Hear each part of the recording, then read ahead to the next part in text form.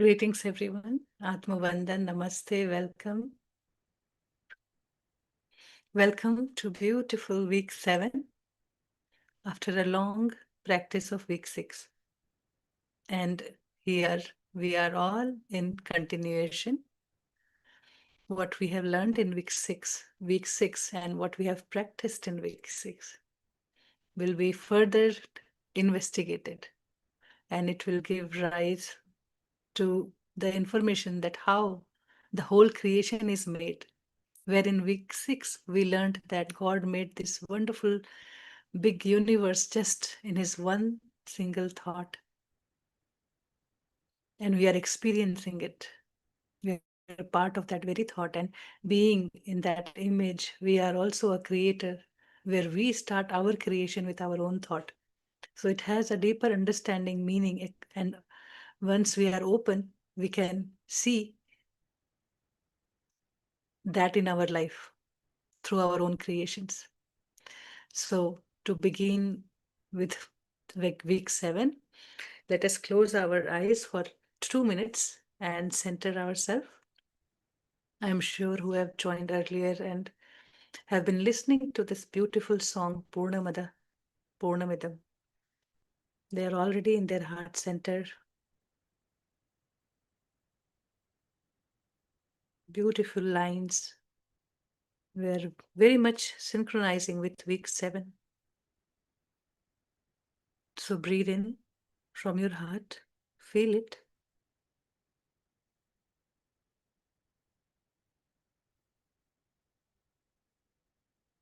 And connect with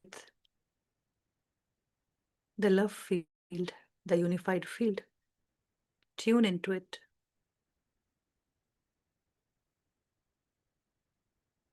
With every breath in the heart, from the heart.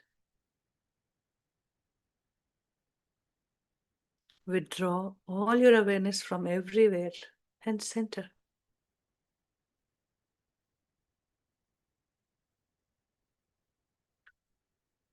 You may say, I am love, and feel it.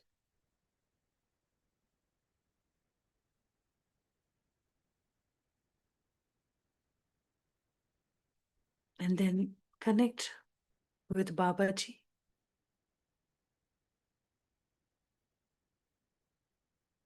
With love and lots of thanks.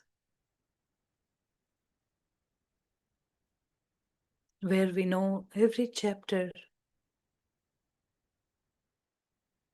is like an emanating light from the heart of Babaji.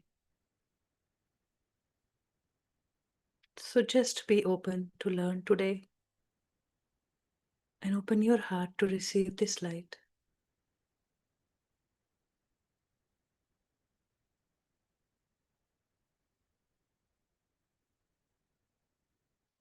And every investigation starts from within.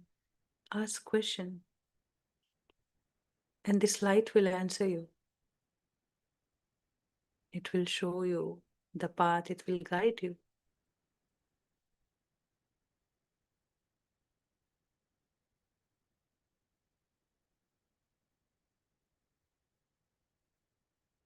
So now we have the seed.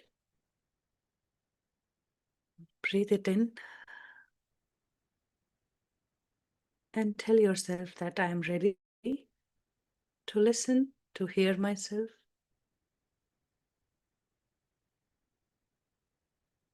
And you may open your eyes when you are ready. Anybody who wants to clear their aura, please do so. Every time we meet here, do come with your clear aura and connect here. So I would like to welcome Shaileshji.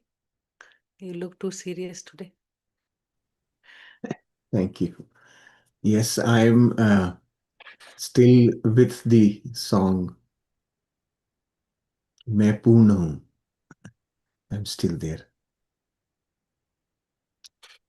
All right, so I welcome all of you to this new chapter. Today we will go through the chapter, understand further from what we have learned in the last 2 weeks about forgiving with truth. So you can consider this chapter as an extension of what we learned in the sixth week, and we expand on that now. Little more expansion to what we learned there. Uh, this chapter is now bringing us to the core of the program. So we have, in the first 6 weeks, we have learned these steps to get ready for understanding the um, the advanced concepts which we will do in part two. So we this part one of the book is just preparing us to be able to learn the knowledge and the techniques that we will be doing in part two. So this prep phase, this is the last step of the prep phase. And now we have to expand our understanding further. With a clear understanding, we will be able to progress well in the future chapters. Uh, most of the things that are described in this chapter have already been talked about a little bit in pieces here and there. But today we will read all of them in a very organized way, as in the book, go through step by step. The way the book has been written is so beautiful. Every time I read it, I have so much appreciation for the way the content has been delivered to us. This is so beautiful. So uh, let me share the book screen here, and It then we is will. made very easy for all of us to practice. And this particular chapter, week 7, will be the foundation for whole entire part 2 that we are really willing to do. Right. And the practice is very simple. The concepts are deep that we can assimilate as much as we can now and later and every day, every time we read. And we will get insights from within because the creation is open in front of us and our creation is also open in front of us. So we can see, relate, connect very much to understand it, how we are connected with the whole entire universe where we live, where we belong. Yes. And um, by now, you should also have a feel of the way the book is designed, right? That we do have practices to do, regularly practice certain things throughout the day and during quiet periods and at bedtime. Those practices are there for sure. But together with the practices, there is an important element of developing our understanding. That is a key to our growth. So while we do the practices to help um, reprogram our subconscious, but what do we program it with? Is it comes through the knowing, the learning that we discuss. That's written in every chapter. So there's a balance of both there. You learn some thoughts. That's why this chapter is correcting thoughts. It's all about thoughts. The whole book is about thoughts. How we think makes everything possible for us. We have learned that in chapter 6, right? The foundation was laid in sixth week, that I create my reality. The story that I am living is my creation. And I live that story. Everyone else participates in my story. So the entire drama is being enacted in my mind through my thoughts. And that's where the beautiful chapter here is now going to tell us things that we have not been thinking about, the way my thoughts are influencing everything in my world, right? So that's what this chapter is all about. So let's go through it. So it starts with anything that is created begins with a thought, right? This is what we experience every day in our life. Everything that is created, every creation, physical creation, it could also be situations, events, experiences. All that is creation. And it begins with a thought, right? Um, any example you can take day to day, today, what you did, you think of your breakfast or whatever you want. First thing that you do is think about it. Okay, what do I want to eat? And then you think of what you want to eat. That thought results in your plate as a physical thing, right? Eventually. And then you experience eating that. So this is the simplest form, but in much more complex, indirect way also. We continue to create our experiences through our thoughts. Later in the book, we will learn a little more. The reason why we are talking about it is because in the next part, we will be dealing primarily with thoughts all along. There's a lot that we will need to work on. So to begin with, we have to now start becoming more familiar with the concepts or the understanding of how this whole thing is functioning. What is making my life this way, right? That's what it is. So everything begins with a thought. The thought of something really is that something only at the most refined vibration. So even the thought of your breakfast, whatever you imagined in your breakfast, that was the breakfast itself at a fine, most refined vibration level, right? So it already got created in your mind, got created. And of course,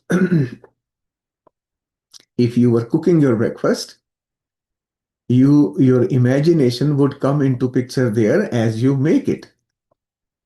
Whatever you thought of, and that thought will influence your activity, your action, whatever you are doing. So that imagination becomes a creation. Sometimes you do not imagine that my bread will burn, but it burns. That's a different aspect of it. We will look at those things later on. But um, breakfast got created right there when you imagined, right? Everything in the universe began with God's thought about creation. So now extending this thing to this entire creation, because creation was created. And as we know, every creation begins with a thought. So this entire creation must have been initiated by a thought. And we associate this creation with the concept we call God. Excuse me. So, um, is it not so beautiful that this whole universe, the entire creation, there could be beyond universe that we do not know of, right? There is a lot more unknown, must have been in the thought already, right? Of course, the thought may not have included the burnt bread, but it did include the bread, right? And the burning part happened subsequently. So that's such a beautiful thing that we understand now, how thought becomes things. Right? The physicality is a consequence. It is not my creation as such, right? I thought of it, thought created what I have in my hand now. And that we the appropriate word for that is manifestation. Think about it. God's thought, that one thought of the universe, created, right? So the creation existed as such, right? I am in the creation now, right? So the whole stage, the whole drama, the whole scenario was already created. I'm in there, and I am creating with my thoughts. So in the creation, another creation will already exist. I only bring it into awareness, which I call manifestation. So my breakfast existed. I just brought it into my plate through my thought. All ingredients that I put in the breakfast were already there, isn't it? They are there in the pantry, kitchen, fridge, wherever. And I just brought them together and manifested my breakfast. So understand creation from that point of view, that creation exists. That thought created. Okay? And now, when our mind thinks in terms of time, isn't it? You first get the thought, and then you gather the ingredients, and then you cook, and then finally it lands in your plate. So there is an element of time in our thinking, right? So that's why I get this illusion that the breakfast is being created here. This is what I feel. My reality is that it's being created. Now, from the if you extend this perspective to God's thought, that thought is still being created in terms of time. That creation continues. We all know scientifically also the universe is expanding. The term in our language is Brahmand. Brahmand, the meaning of the word is ever expanding. So it is well known to our rishis and munis, all those masters knew about it, that this is an ever expanding. Why is it expanding? Because that thought is still being created. It's still in the process of creation. So it has a different time scale though. Our time and that time are two different things. That's all the differences. Right? So we are within the thought under creation. All right. So I think I have touched a lot of things which are there subsequently. So you are, in the most elementary sense, a thought of God. Right? Rather, you are a part of that marvelous, perfect thought that created all. The all is with a capital A here, right? That means there is no exclusion to it. Anything that we call existence is part of it. Right? Being a part of that thought, you are also the whole. Right? We are integral to that whole thought. We are integral to the creation. So since we are part of this creation, it's so integrated, we are also the whole. My finger is part of the body, but it is also the body. Right? Everything that I can feel or see for myself in physicality is part of me. Right? That is what he's trying to say. And so, extending the concept to the creation, we all, each one of us being part of the thought, is also the whole creation itself. This, in scientific terms, we call it fractal nature. So, God's thought that gave rise to creation is indivisible. You can't divide that one thought. It's just one thought. The breakfast, right? You can't divide it into pieces. The process can then be divided. But the thought itself is just one thought. His one thought contains the entire blueprint for the cosmos and every single atom and soul. This description important to understand at the micro level, the atom level also, and at the entire cosmos level. That one thought contains the total blueprint. Blueprint, in rough terms, we can call it the map, right? The drawing for the design or the design itself,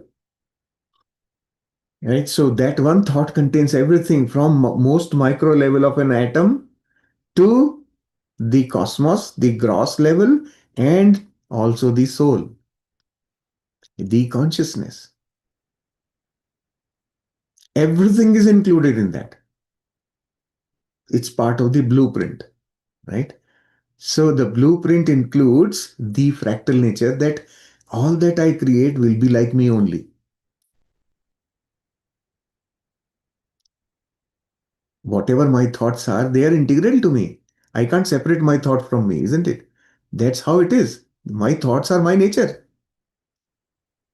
That's how, imagine now, you are part of God's thought. So you are God's nature. Know it. You are so integrated with God. This is so beautiful. As you think about these little things written here, you will feel amazed, awesomeness of yourself. How awesome each one of us is. That awesomeness you can feel now, experientially. Furthermore, God is not separate from his thought, as I just explained, any more than you are separate from your thoughts. Just like me and my thoughts are not separate, likewise, God and God's thought are not separate. That is why you are one with God. This is how he is explaining how each one of us is one with God. There is no other logical way to understand this. God is very much in tune with, one with the thought that created us. Right? So God is very much in tune with, it's in tune, it's aligned, and one with that thought. So we are always in tune with our thought only. We are always with the thought. And that thought is integrated into us. This is what he's explaining here. So you are really that thought in your most refined state. Right? So just like I explained the refined state of that breakfast, in my thought itself, it got created, right? So you are really that thought in your most refined state. So you are one with God. We are just part of that God's thought in the at the most refined state. He's talking about refined state is something like think of the atom. Our most refined state is an atom. These days, actually, we go even inside the atom also. So, in our most refined state, we are that thought, one with God, right? And there's a subtle thing here. You are really that thought in your most refined state. So, most refined state of the thought is me.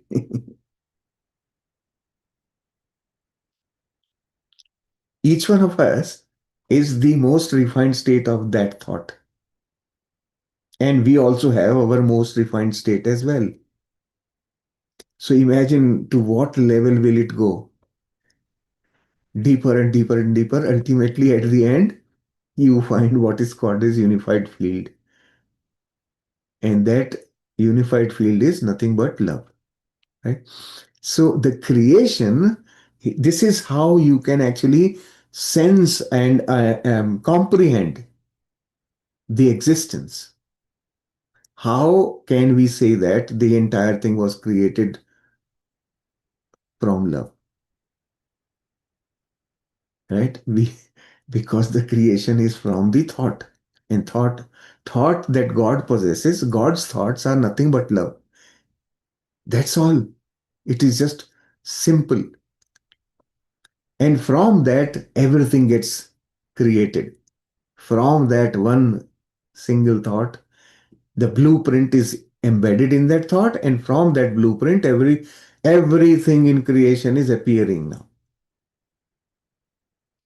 This, if you can even sit and imagine peacefully this whole thing, you will understand how important you are. Your existence is So very important. It cannot be separated. Each one of us is invaluable. Okay, so because we are the one thought that created everything, we can know everything about that thought. Since we are in the thought, we can know. Pay attention to the word can. We can know everything about that thought. Since we are in the thought, we can also always know everything if we want to. If we want to. So that's why the word can. We are not just a separate aspect of that thought. So since we are, it's just one thought, we are not a separate aspect. Each one of us is embedded, integrated in that one thought. We are not just a separate aspect of that thought. No. We were created to know everything contained in God's thought that created everything. So we were created to know everything in the thought that created everything. That one thought. We were created to know. So the purpose of our creation was to know everything that is contained in the thought. So these each one of these things will require you to sit for 5-10 minutes and comprehend it. So in this chapter, there are several such things that are there which you can actually highlight for a later um, sort of deep thinking, right? That means you can choose to think about any aspect of God's thought you wish. So now, because my creation was to know everything about the thought, now I can choose which aspect of God's thought do I want to know, right? I can think about any aspect of God's thought that I wish. It is just like tuning into a radio station, right? You tune into any knowledge about creation.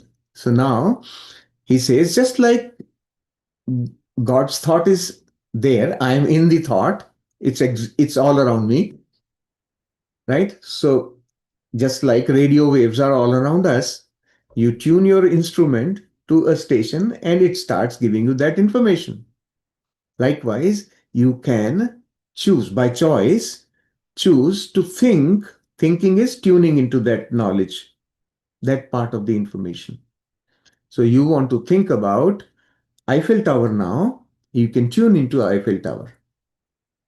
And you start getting the image of Eiffel Tower, whatever way you have understood it. Right? So this is how thoughts function. You can choose to think. Thinking is thought only, right? So when you choose to think about one aspect of God's thought, you can tune into that and understand, right? So it is you tune into any knowledge about creation, right? This is what we do. Actually, we do it without understanding. This is only a description of what we are doing already. We actually tune into every aspect of that thought only. Thinking. The process of thinking is only that. Your thoughts, where do they come from? They come from one aspect of that thought. This is why it's called thinking, right? So, one thing absolutely certain about God's thought is that it embodies all of God's qualities. Now we come back to the fundamental principle that we learnt in first chapter, right? What is absolutely certain about God's thought? That it embodies all of God's qualities. The thought itself has all the qualities that God has. Your thoughts, think about your thoughts, they actually come from your qualities. All your thoughts are associated with your qualities. If you think about it, so this whole thing is about thinking only, constantly thinking. Your thoughts depict your qualities. They describe you. Why? Because your thoughts become your actions, and your actions come from your qualities. Right? You create from thoughts, and your creations represent you. This is what it is saying. So your qualities will always reflect in your creations. So your thoughts will also contain, that's the source. Because your thoughts contain all your qualities, your creation will contain all your qualities too. You are of God's thought and you embody all of God's qualities, and so does every other aspect of God's thought. So just like I, as part of the God's thought, I embody all the qualities of God, so does every other aspect of God's thought. Other aspects of God's thoughts are entire humanity is one aspect, entire plant kingdom, entire animal kingdom, everything embodies all the qualities of God. Why? Because it is part of God's thought.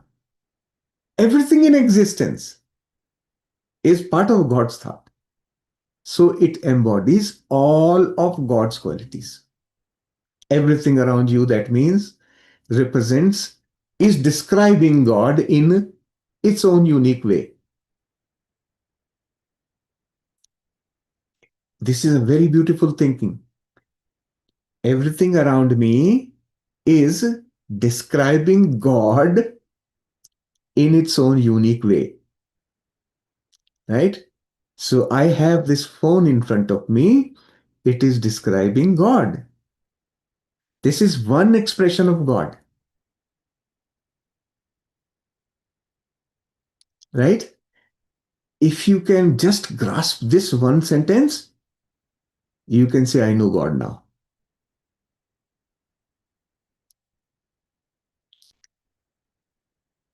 Now your understanding of God will just expand like anything. So far, God was maybe just one book or maybe one image or maybe one statue. But now how you will look at God? Yes, that statue is also God. That book is also God. That temple is also God. Why? Because it all embodies the qualities of God. Everything embodies the qualities of God. So the embody, you understand the word embody, right? Everything is body of God. That's the meaning of embody. So everything we see only physicality. So every physical thing around you is God's body.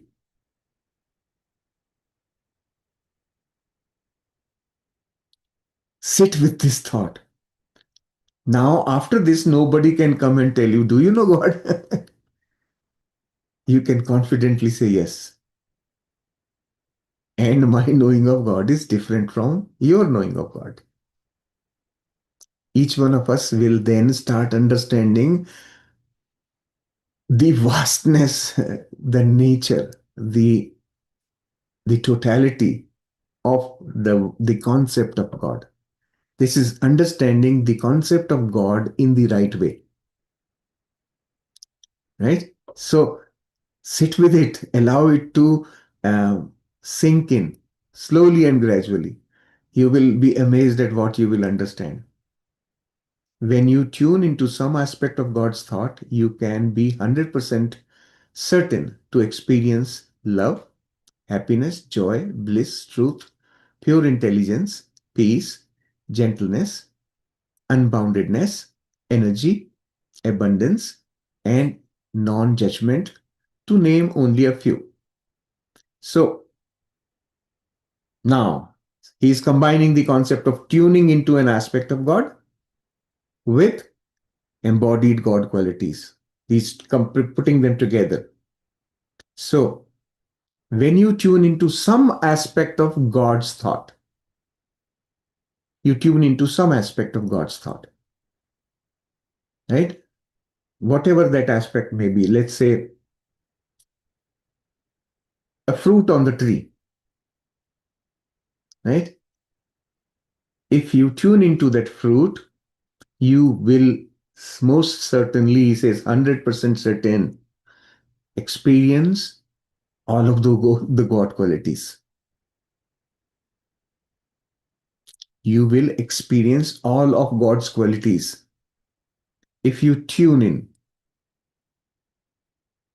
So the ownership or the responsibility of tuning still rests with me. I can choose to tune in or not. But when I tune in, I can be 100% sure that I will experience all of God's qualities. And I myself am one of the aspects of God's thought.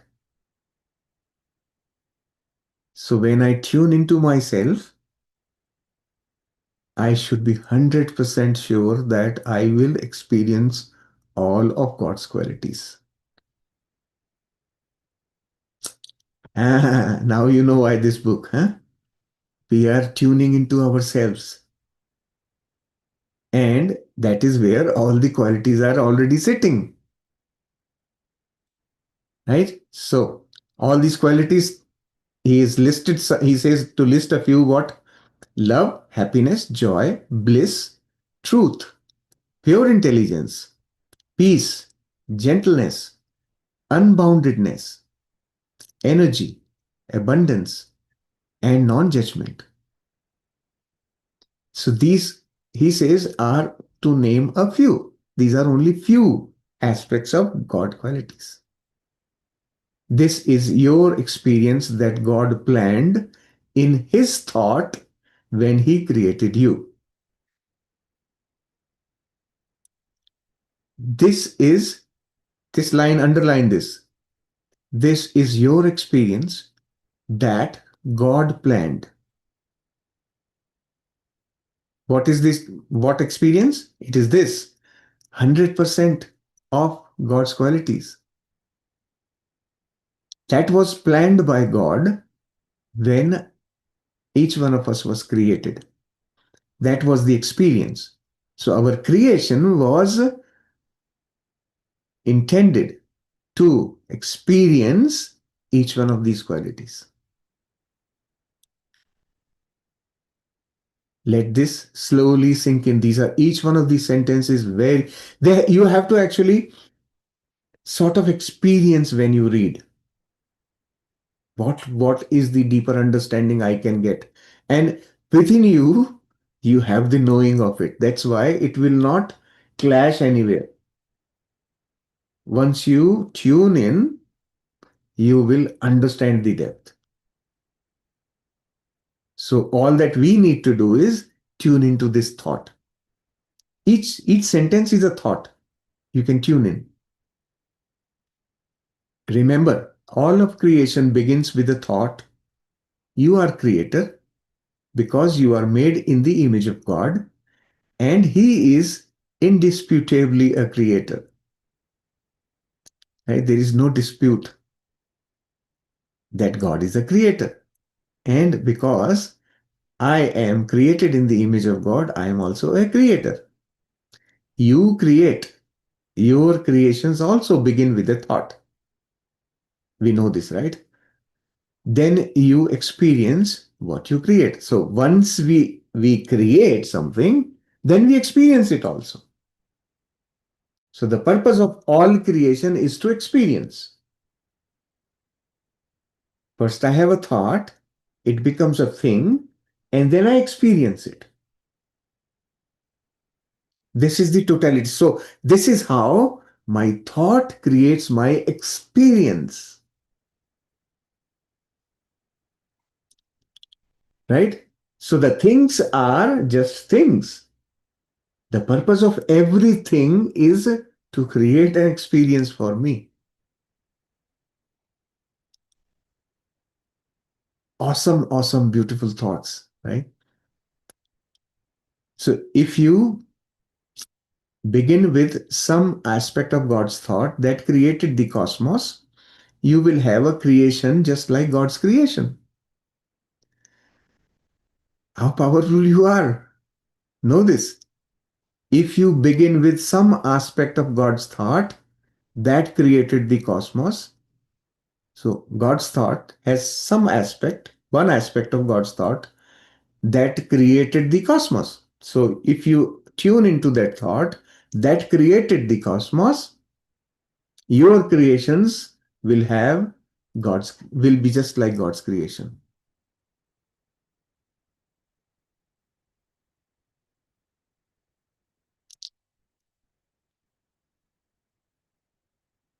Now, one very easy example is when two humans come together in love. Love is God's aspect. When they come together in love, they create another one like them who can create again.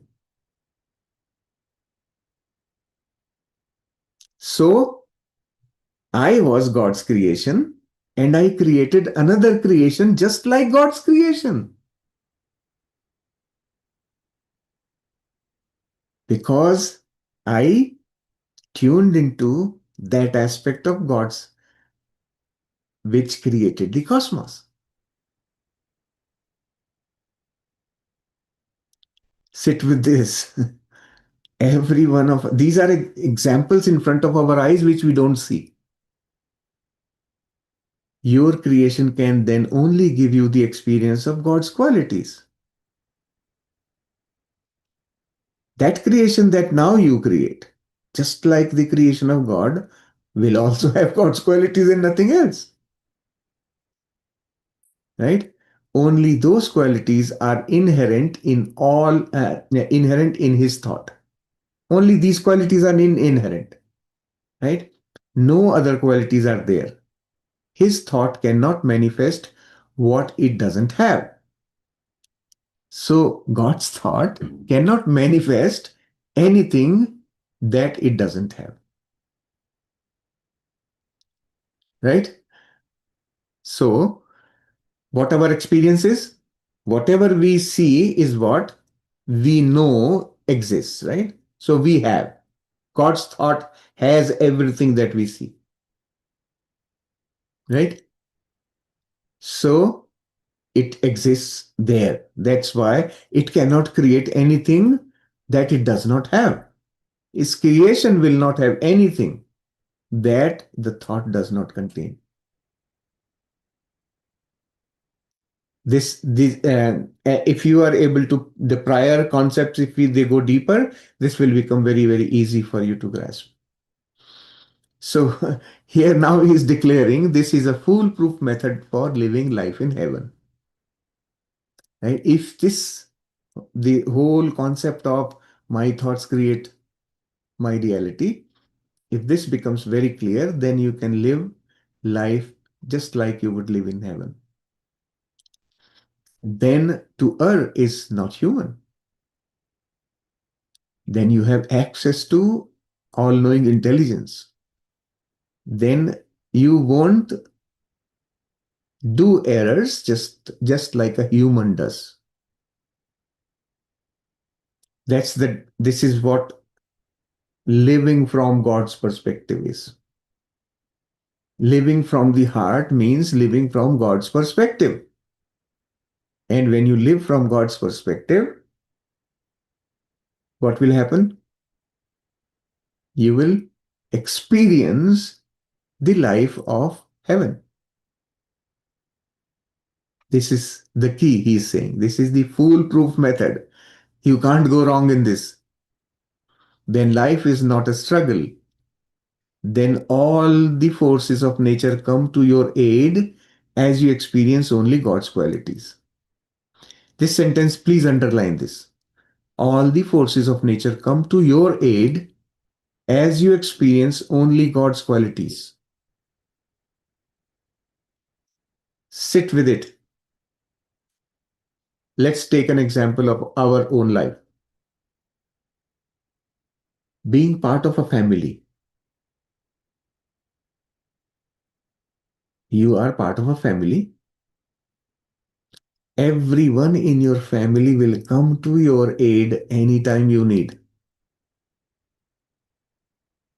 Why? Because you are living the family.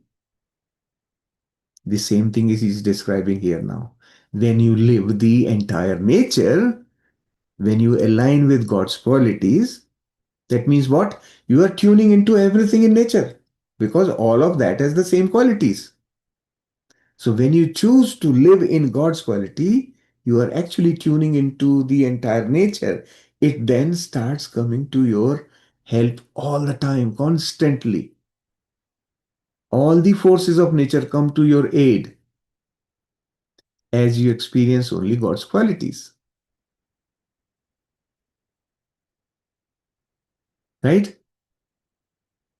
They just feel, it's called resonance. You will resonate with entire creation when you truly go into God's qualities. When you start living God's qualities, you will tune into the entire cosmos. Simple and easy. And then that basically that becomes you. So you are not getting aid from elsewhere, it's you are helping yourself. A glance around the world, now he says, well, okay, all these concepts very good, nice. Now your mind is going to question you. What questions you will get? A glance around the world indicates that this is not happening. What went wrong? Even your own life appears to include some struggle, some errors, some pain. What went wrong? Okay? So, so far we were imagining everything about the thought and God's creation, God's qualities. So beautiful, everything is beautiful. We have also understood heaven. Now he says, but a glance around the world indicates that is not the case. That we, in our reality, see that there is struggle, there are errors, and pain, of course. So, what went wrong? Right? This question will come, and he is providing an answer. Nothing went wrong. Even your seeming errors, now he's using the word seeming errors, struggles, and pain point to your divinity and perfection. Your own seeming means apparent. On the surface, they look like errors, struggles, and pain, but they all of them point to your divinity and perfection. That is actually your identity. This to accept this takes time. So just for now, just allow it. Remember, you are made in the image of God. God is sovereign. He created you with his thought, and so are you sovereign. Another way of saying you have free will. Sovereign means what? The word sovereign, that means you have everything available to you. Just like the king. King in a kingdom is sovereign, right?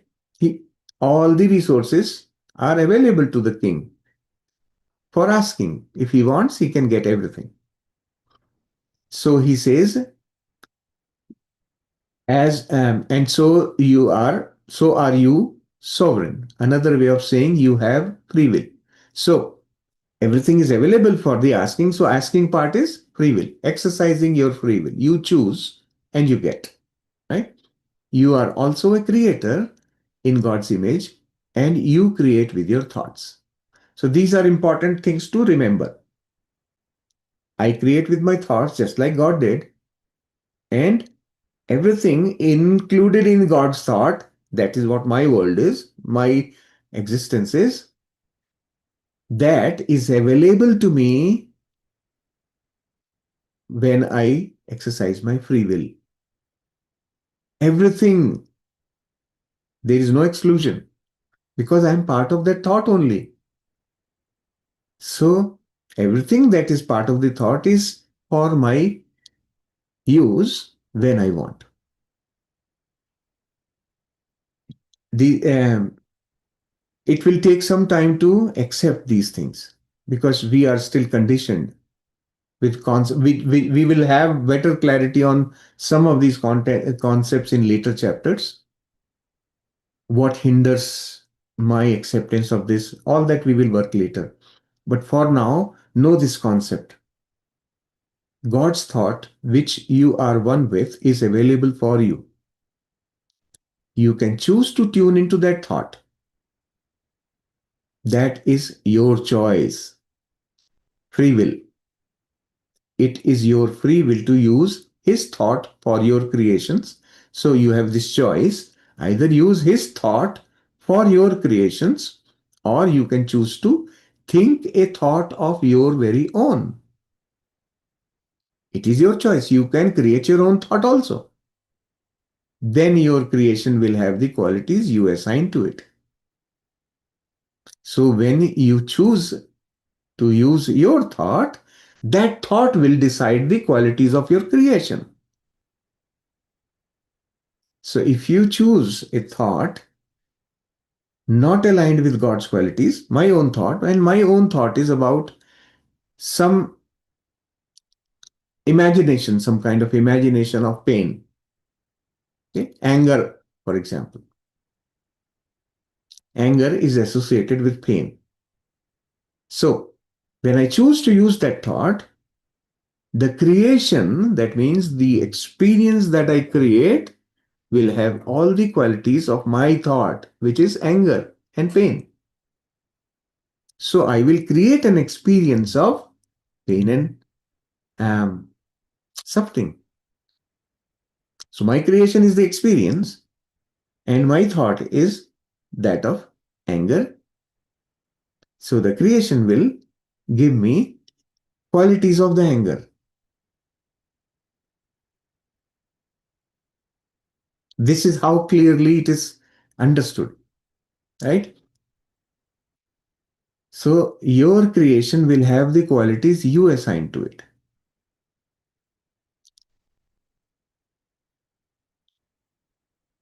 So here the concept of free will should become very clear now. Why we have been given free will, so that we can understand or experience things other than God's thought, outside God's thought. That is also another. I will wait for all of you to think and come up with your thoughts.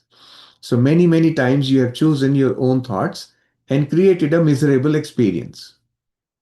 That doesn't mean you are miserable. That is impossible. You can't change the perfection you are. You can't change. Your inherent qualities are because your creation happened from God's qualities. So your qualities are God's qualities.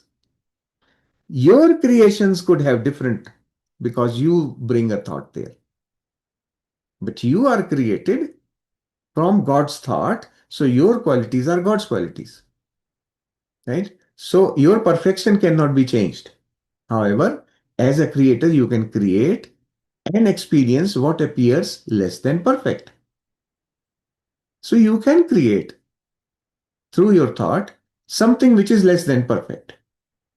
Only when you start with God's thought can you be assured of perfection and all those other wonderful qualities. So if you choose your thought, you can create something less than perfect. But if you want your creation to be perfect, like you are perfect, you will have to use God's thought to create. This is the direct connection. Our thoughts create our experience. So, in a very real sense, the world you create by your own thoughts is an illusion.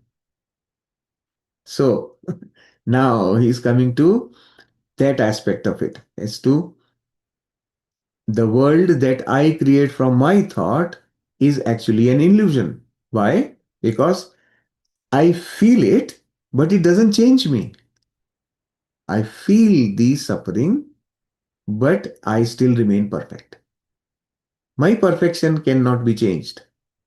So any change that I experience is only an illusion. Truth never changes. So he's explaining truth here, right? So the world you create by your own thoughts is an illusion. It is not the truth. Why is it not the truth? Truth has permanence. Truth never changes. Truth describes the thought of God that created us and the cosmos. So the truth is a description of God's thought that created us and the entire cosmos. So the title of the book, if you remember, this book is called Unified, a Course on Truth. So the first time in chapter 7, he is defining that word here, truth, right? First time now we are coming across the understanding of the word truth. So what we experience, we think it is the truth. My truth is I am getting pain. But what he's saying, it is actually an illusion. It is not the truth. Truth has permanence. My pain is not permanent. My suffering is not permanent. It comes and goes. Truth never changes. Truth describes the thought of God. That's what it describes. The truth will always describe thought of the God that created us and the cosmos. Right? That thought is truth. That thought tells of happiness, never sadness. It tells of bliss and joy, never despair. It tells of intelligence, never mistakes. It reveals abundance, never poverty. It brings infinite energy, never weakness. It is the hallmark of peace, never turmoil. This truth is simply God's thought that created the universe. Right?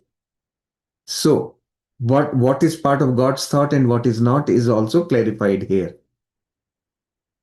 So, if you are getting an experience which is not included in God's thought, that means you created from your thought. Right? And it is an illusion. So beautifully explained here. The answer to many questions that everybody has is I didn't create pain. Why did I get pain? Why would I invite pain in my life? This is the answer to that question. The choice is yours. He says here, the choice is yours. You can choose to create with God's thought or make one up of your own. You can make one up of your own. God would have it no other way. Right? So if you want to make one up your own thought, God will not try to change that. He lets you do it. Free will. You are created sovereign. You are created with a free will. You are created a creator. The fact you do create proves your divinity. That is your divinity that you can create. You are divine. That's why you can create. Even if you choose to create hell, you can choose to create hell. That's your choice. But still, you can create. Right? The choice is still yours. What type of creation you want to make, but you still can create. That's your quality. Right? This is your inherited quality, God's quality, that you are a creator and you are sovereign. You have free will. Using your free will and the ability to create, you can create anything you want. Either heaven or hell. Choice is still yours. And in, in the God's creation, it is all inside the God's creation only. Know it. Whatever you create is still being created in the God's creation, in that one thought. We are all in that one thought. And our creations are in our thought. So creation inside thought, right? And then creation inside next thought, like that. Our creations are in our thought. That's why he's calling that to be illusion, because it's only in the thought. So this lesson is teaching us the importance of thoughts. Today, so now what we are going to do during the week, today you begin to change the nature of your creations.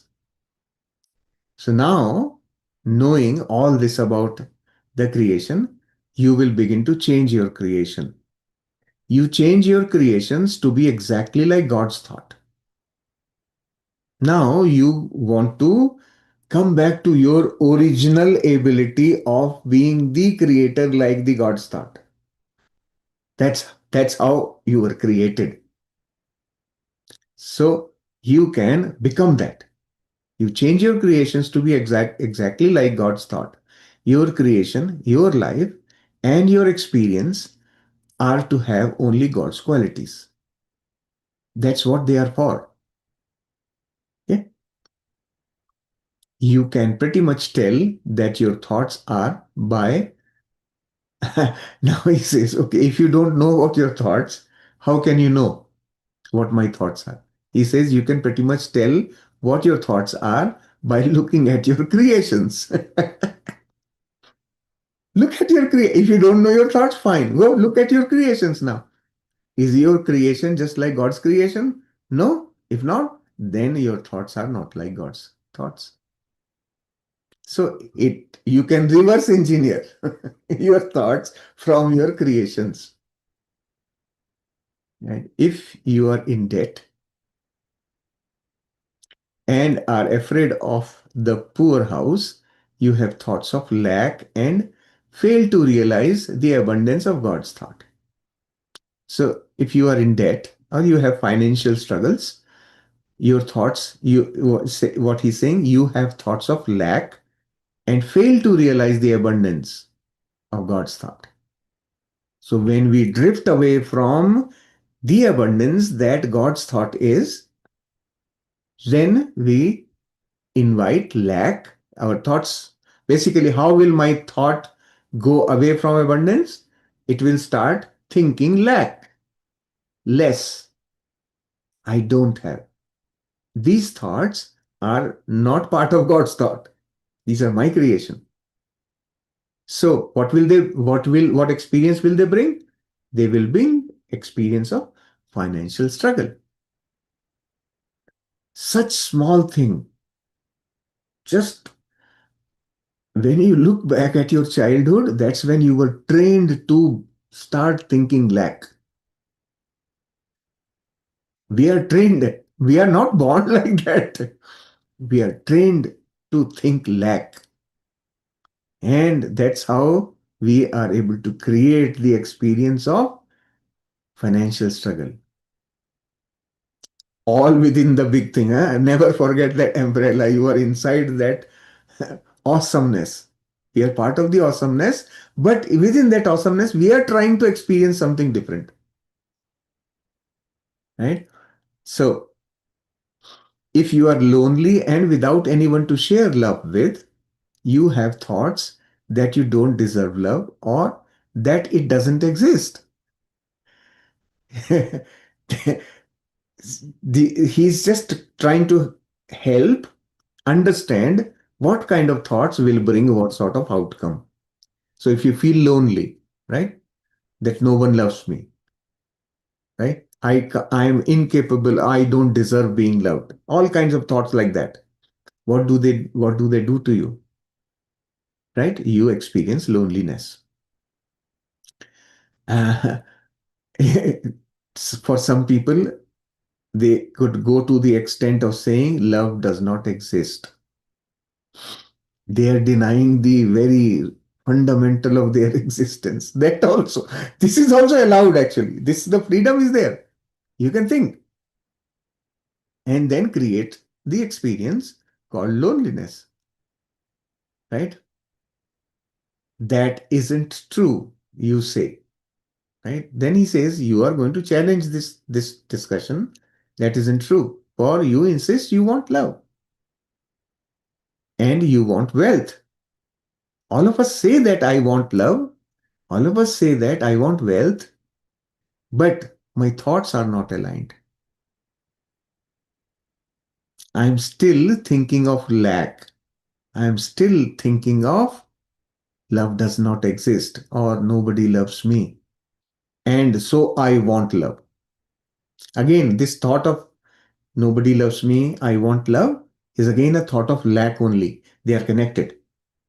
This is lack of love, right? We either think of lack of money, lack of facilities, lack of joy. We think in terms of lack of love, right? This is the root is planted in the childhood. So, this, and then from there, we create the experience of lack of love, lack of money, even though we want it. See, the see, the problem is I want love. What does this mean? Why would I want something? Because I don't have it. So my underlying assumption is I don't have love. I don't have money. That's why I want. Now think, those who have some money, but they want more, right? What is their situation? They are not appreciating what they have. That is why they want more. That means they are still living in the same mentality of lack. I want more money because underlying assumption I don't have enough. That's why they experience not enough money. So this is all connected. Our experiences are created from our thoughts. Of course, you want them. You want the experience of all of God's qualities. Where does this, now he's saying, where does this want come from? You want the experience of all of God's qualities. You want it. You want them with a passion. That desire is ingrained as part of your very nature. This desire for love, desire for abundance, all these desires are ingrained as our very nature, right? It's ingrained as part of your very nature. It is how you were created. You were created with that desire. You cannot get rid of that desire for love, for abundance, for knowledge, for joy, for peace, etc. It is part of you. It is ingrained. That's why you will have that desire. So nothing wrong with the desire. Know that it's your very nature.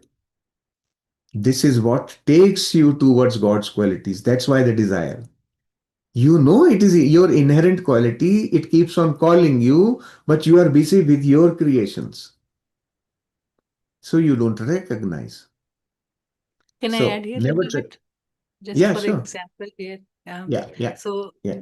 like we also say I desire for home or some kind of food or something. So material thing we want. But we want it to experience these qualities of God. We want to experience joy. We want to experience love. So Hmm, we dream for the physical material thing. But when hmm, we come to consume that, we get bored. After some time, it doesn't give us the same joy, same love, same happiness as before.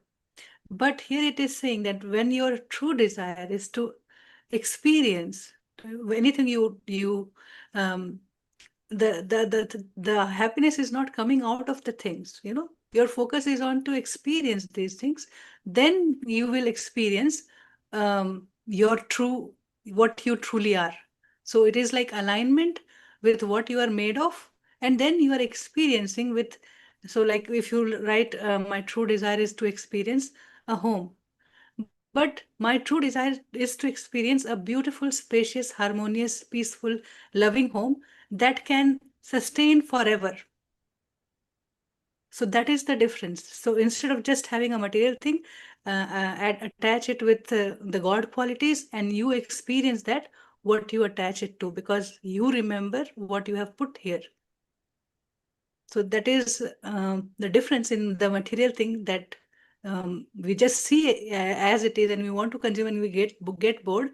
But at the same time, when we affirm that I want to truly experience these qualities here, so every moment my focus is in joy. Every time my focus is in happiness, is in love, right? So that's how we can see it in our life. So this particular paragraph is very much important, because that will be the next chapter in part 2. So Mm. having our true desire, and true desire which is aligned with God's thought, that God wants us to experience, is revealed here. Mhm. Because we just want things without attaching a value to it. Sometimes we create in from the space of lack, so we experience lack. We resist, we doubt, we feel insecure. So that is what our experience is. But when my um, focus is in what I want to experience, why I want to do this job, 9 to 5 job, and what I want to do with that.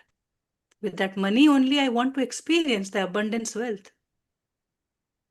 And I have it all. I've been having all, and I will be having all, always. So that looking at the things around us will change when we attach these qualities, which is already present, but we do not see. We create out of our own illusion from one or two past experiences, and we start thinking in that way. So yeah, just Yeah. wanted to add a little bit here. Yes. So these desires are the driver, right? These desires which are ingrained, desire for love, desire for abundance, right? That all that desire is the driver that pushes you to want, right?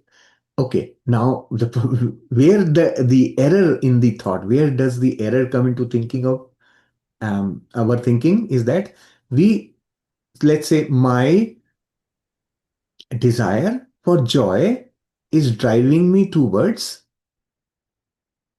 buying a new set of clothes, right? I will be happy when I get this new set of clothes. I go buy the clothes, I feel happy, but then after I wear it once, it's gone. And then my desire for joy says, well, what happened? I still don't have it. It is just like eating McDonald's burger. Your body says, well, what did you feed me? I don't know what to do with it. This is not food, right? That same thing keeps on happening to us. And you have experienced it. All of us have experienced this thing that we keep on buying clothes again and again and again and still don't learn from it. That happiness is not clothes. That's not what joy is. Our association of joy with things is where the problem is. We haven't learned from it. That's why experience keeps repeating. When I get my next car, I will be very happy, right? And then you have the car, and after a week, the smell of the new car is gone from inside the car, and you don't feel it is new anymore, and you lose the total attraction that you had for it. Completely gone. But Why? there Because is my a mind also behind that is ah, shouting, an amount yeah, of mortgage I'm paying. That lack again hinders ah, that joy, right? correct. Yeah, there are underlying conflicting thoughts which we will look at in future chapters. Right? We will be looking at all that. Once we go to the practice, we will be working on some part of it. But understand that our own thinking is creating these experiences. But the root of it, the desire for joy, the God's quality. Desire for experiencing each of God's qualities will only keep driving our experiences. Will keep on pushing us. No, not yet there, not yet there. Keep going, keep going, keep going. And when we eventually realize that state, then it becomes permanent all of a sudden. Then your joy will never vanish. That means that is an indication to you that you have found the truth. The definition of truth in here is permanence. Till such time you are dealing with impermanence, you are not yet there. And you will be naturally driven to go find, go find, go find. This is how beautifully the whole system is structured. We keep on associating with all this with good and bad, and good practice and bad practice, and this is ideal, that is not ideal. Our associations are incorrect. Once you disconnect all that and just focus on the experience part of it and what is driving you, the moment you come to that realization of your true qualities and start living the true qualities, So it the is not permanence. momentarily, it's not once. Hmm. It's like you Ah, remembering that how you bought it. You appreciate that ah, moment and that you got things like that to exactly. fulfill your Yeah, desire to of being happy or joy, whatever. So correct. we forget to live the moment, right? So that's how also the desire for clothes or anything like that, the small desires. Anything that comes out of lack, it will give us the experience of lack. That's what Babaji is saying in the previous paragraph. Hmm. All right. So we continue because we still have a lot of ground to cover. So what he is describing here, nevertheless, there is some thought, probably even subconscious, that denies your creation the qualities you desire. So what he's saying, within us only there is a contradicting thought which is denying the creation that my true desire is. My desire is for joy. I want joy. That's driving me because it's my nature. It is driving me. But what is happening?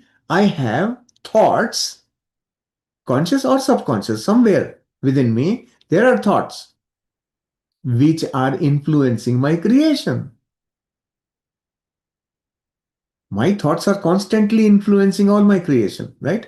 So what he says, you have probably even subconscious thoughts that denies your creation the qualities you desire. So in your creation, those qualities are not able to appear. How can I possibly change my thoughts if they are subconscious? So this question can come up. Until now, it has been very difficult. So far, knowing what is there in my subconscious is difficult. Today, you start that process. Gradually, methodically, but certainly, you will change your thinking so that it will create with God's qualities. So, we will start that process today. We will not learn everything today. We will just start the process. Okay. It will take several weeks for us to build on learning step by step. Gradually, methodically, but certainly. Three words are used here. You will change your thinking so that it will create with God's qualities. Then your creations will naturally be from God's qualities. You will tune into God's thought and claim it as your own. Right? We will learn to tune into God's thought and claim it as our own. Every day this week, read this lesson, read each sentence slowly and digest its meaning. So today I have actually demonstrated to you how you can read slowly, sentence by sentence. During your quiet periods, after focusing on the heart and getting your higher self signal, say, Dear, take the name of your higher self, my higher self, now reveal to me some of the errors in my thinking. right? So now you can ask your higher self. To you, your errors in thinking may not be obvious, right? But your higher self knows it. So you can use now higher self to give you these key things, key information, very key information. Higher self knows not only your conscious but also your subconscious, right? So you can ask your higher self now, reveal to me some of the errors in my thinking. Okay. So be prepared when you sit for your quiet period. In your quiet period, do all your steps to all the standard steps until you get your higher self signal. You are centered. You are now fully unified with the higher self. In that state, ask this question. Please reveal to me some of the errors in my thinking. Okay. Be prepared to make note because thoughts will flow and you can forget. So then sit quietly and let your higher self communicate. You will realize some thoughts that are creating havoc in your life. And those thoughts will start popping up. The ones which are creating havoc in your life. Write down those thoughts as they come to you. Okay. Sometimes some of those thoughts may not feel very obvious. It may not just like, how come this? Your mind is going to question. Don't do that. Just write it down. For now, as the thought comes, just note. May not be obvious. Okay. Write down those thoughts as they come to you. The lesson for this week is simply to identify those thoughts you need to correct. So, primarily this week, we are focused on just identifying, diagnosis. Identify all the thoughts which are causing havoc in your life. Notice in your activity throughout the day what your experiences are. Then start paying more attention to your experiences throughout the day. After your quiet period, you are living your life, the daily life, the way you normally do. Pay attention to your experiences, small experiences also. Some experiences are giving you joy, some experiences are giving you pain and suffering. Just pay attention to that throughout the day. Then, in your next quiet period, so when you sit down again, the same day or maybe next quiet period next morning whenever that is happens, say tell your higher self to reveal to you, so you say reveal to me, my higher self, the thoughts I have that gave me the experience of such and such. So whichever experience from your same day or previous day or an earlier experience that you want to know about, ask your higher self, which of my thoughts created this experience? This is reverse engineering, right? You have the experience that's real to you, right? Now, from that experience, you can ask higher self, what thought created this? Let's say you have a financial struggle right now. Ask your higher self, which of my thoughts are giving me the experience of scarcity of finances? Ask in your next quiet period. This inventory is very important. Now, again, you will add those thoughts to your same list. Basically, this is another thought which you need to correct. This is creating havoc in your life, right? So, once again, in this quiet period, you are getting one more thought. Now, you are specific to an experience. So, make a note.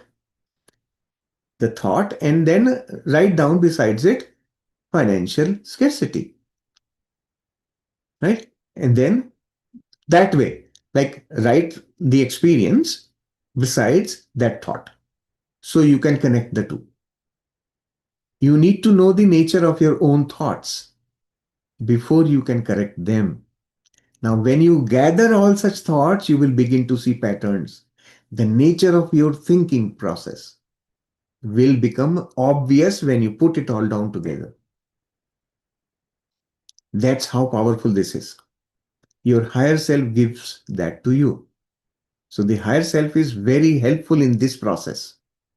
This list, whatever list gets created by end of this week, will be a very important document for you. We will use it in future chapters. Also, it will also tell you about yourself, your patterns, your thinking patterns. And then it will later on, we will learn techniques to deal with all that. However, you still can choose. Never forget that. You can choose not to correct them also. That is still your choice. If you are enjoying pain, why not? Just let me enjoy it for some more time. I will. That I I now will know not the go. technique. Now I know the technique. You will learn the techniques in future chapters, but do not be compelled to correct. Mind will play games with you. Keep the control in your hand. Free will is yours. You can choose. Feel the freedom to choose. That is your God quality. That freedom you can use. Well, okay. You can, in fact, in some way, when you begin to gather all these thoughts, you will see for yourself, you will see patterns. Then you can prioritize. Well, this seems much bigger to me. I really don't like this experience. Okay, then work on that. Forget about the rest at that time. Right? That we will work in future chapters. Okay. For Okay, now, so just gather. just for this particular paragraph where we will be doing our quiet practice today. Okay, so we want to get the list of thoughts that are error thought means those are not aligned with God's thought. If you look at them, it will not give you God qualities. It will give you a separation, fear, lack, insecurity, doubt, frustration, irritation kind of feeling. So that's easy, even, and you can write it without even you're asking your higher self, because we are not going to resolve any of these now. The upper paragraph said that you will be doing it gradually, methodologically, and later on we'll deal with it. But now we want to make a clear list of the thoughts that our higher self gives. So when we are centered in our heart, we are in that state of being non-judgmental. That is when these thought will download.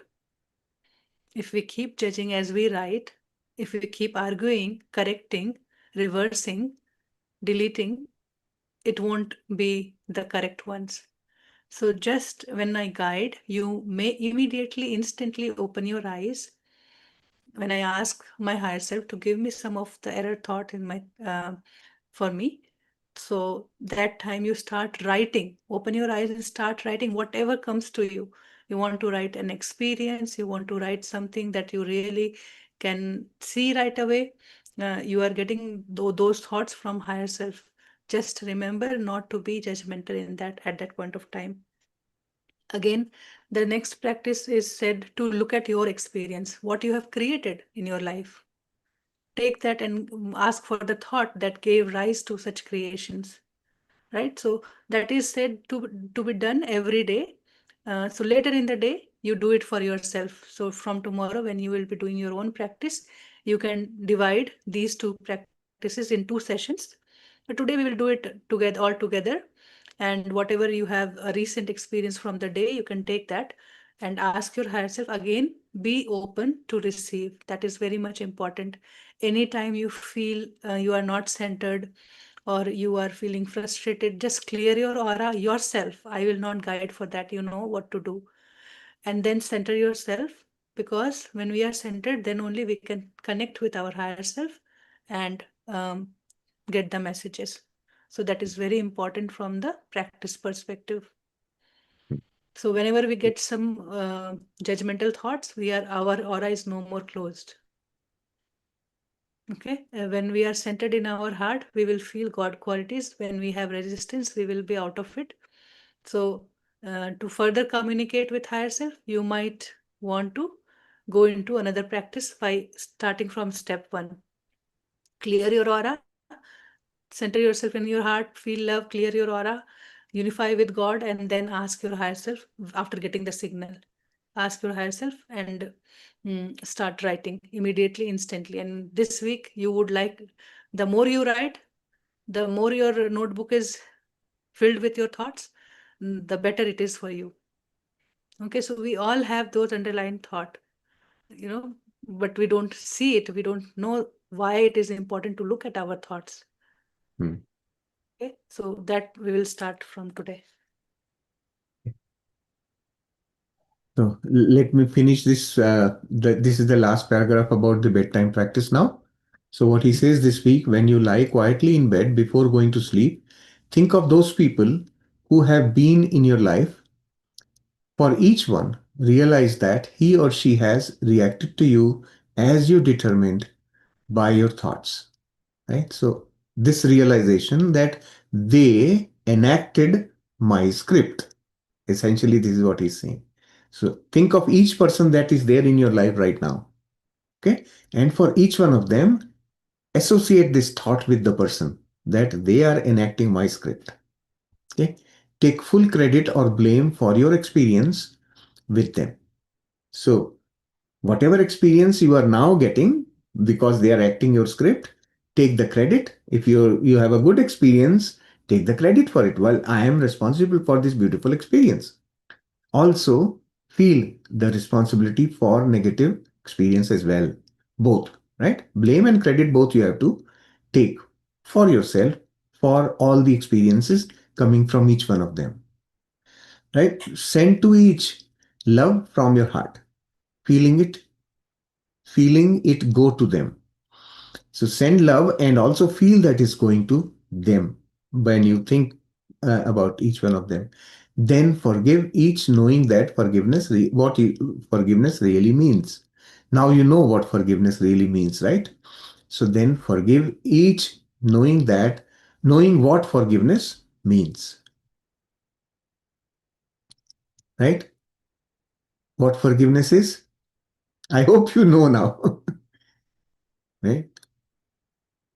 Forgiving love, right? Give That love is and what. claim your perfection. Two step.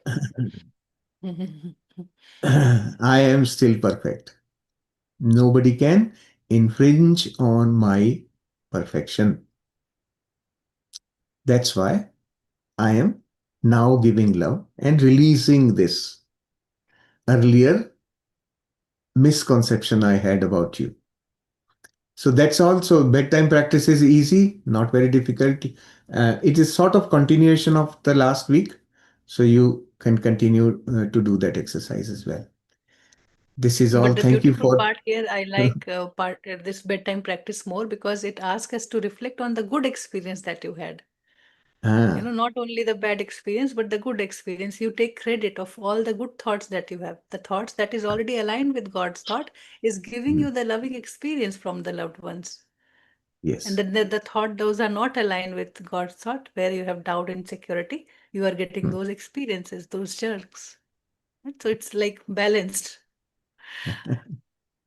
good. So thank you for your patience, listening to me patiently. The chapter has very deep knowledge in it. Spend your time with it, right? Slowly and gradually, try and gather in your own way how you comprehend the information. Try to imbibe, right, through your creative skills, thinking It about is it really creative. challenging the way you have explained it in detail, taking time, giving us time. The pauses were perfect, where we could go into our own thinking with the lines. Mm, And that is what it needs, not just simple reading. It needs real contemplation, and not only with the books, with the book. I mean, you will read, you carry those thoughts and you walk around, and then you see what you see. Allow yeah. this to become your experience. There is no such clarity on what God thought or who was the God who thought, but it is saying that you are part of that and you can know yourself. And if I can know anything that is there out there, I can know myself. And everything has the same blueprint. The atom, the soul, everything has the same blueprint. So I can know, by knowing myself, I can know everything. So there are many connected pieces, that one indivisible thought created everything. The thought is one. We don't know that powerful thought. You think, but you know that powerful thought also, that is deep within, that it should unfold by itself. And by the part three, you will also come to realize that what God's thought was, how he created it. Because so far he's been talking about the unified field, love, but here those words are not touched. Here the words touched are our own thoughts, our own thinking. It is very much important for all of us to take that responsibility on us, that I think like this. And wherever I don't see those God qualities is my belief, which is not truth, and giving me that experience. So I'm not cursed, not punished, not living in illusion, or, not, there's no partiality with me that I'm having such a horrible experience. There is some underlying subconscious thinking in me which I do not recognize. If I take those thoughts, if I open it up, I will feel some grudge, some hate, some something annoying, and you would know that why you are being annoyed when somebody asks you something or somebody touches you. But make a note of it. We'll come to know when the time is right, when I'm open, when I'm ready. I will come to know why it happened. Right? But that never changes my perfection, the way I am made, with so many of God qualities are given in this particular chapter. So take a look at them and then reflect, do I carry this in my thinking?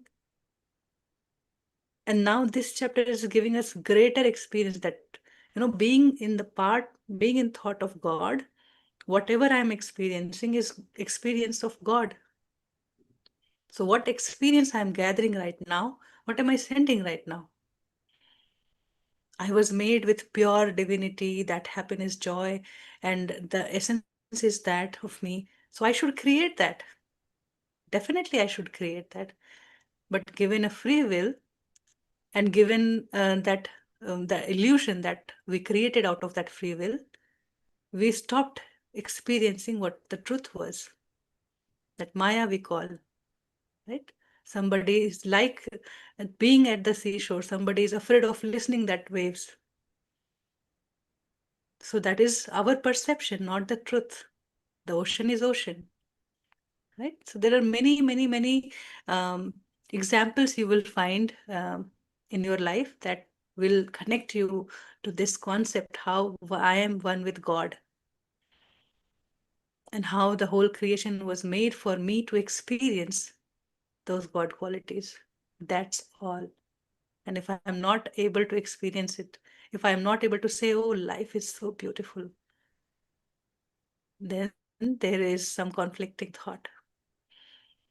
So I love all my old pajamas, old suits. My new suits are hanged for until it gets sold.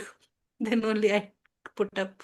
Otherwise, I really enjoy my old clothes. And even I have seen my husband, he will enjoy riding his old car.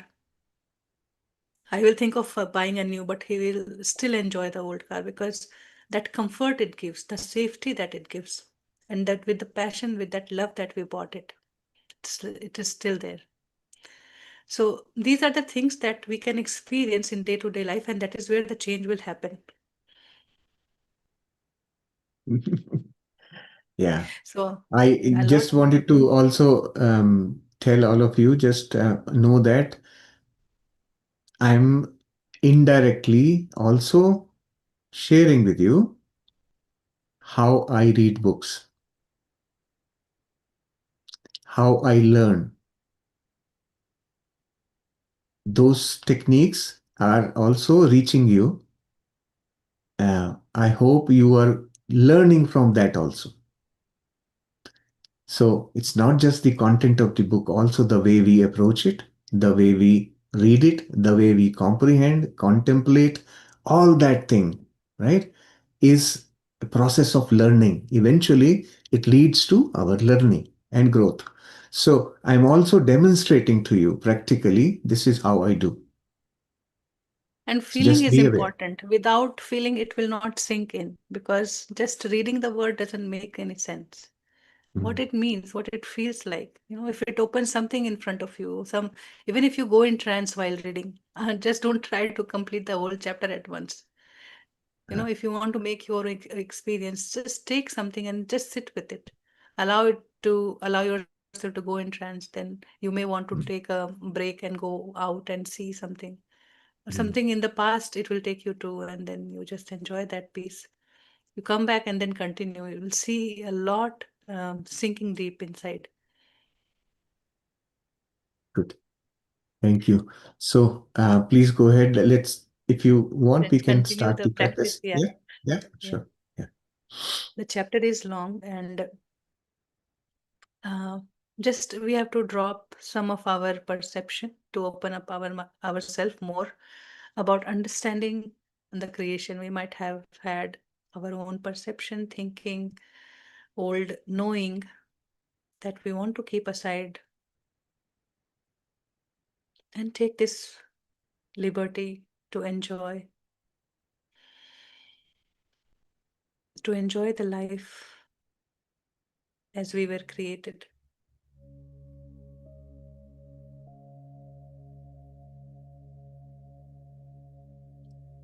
At this point of time, you may want to clear your aura, feeling love, feeling supported, because this is the biggest help anybody can do to us. Nobody can solve our problem because we have created it.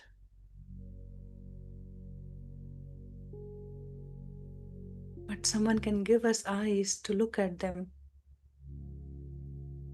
and tell how to fix them.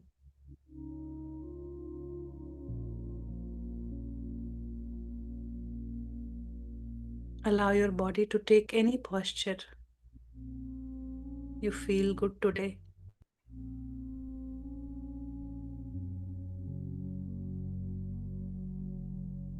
And does your heart feel grateful?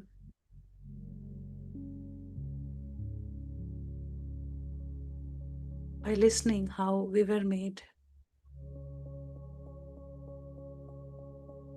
Sovereign. With free will. With choices.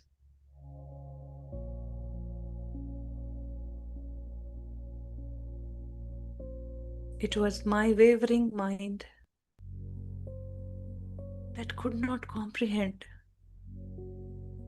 this vast universe and everything in it, how we are interconnected deeply.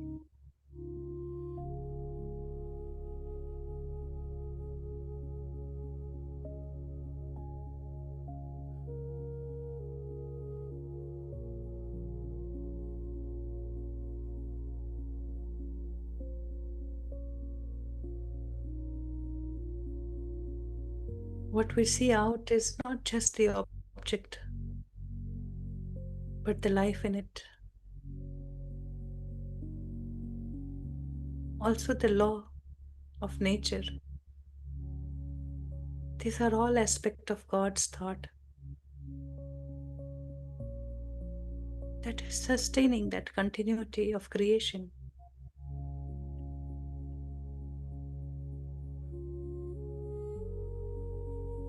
The life and the death.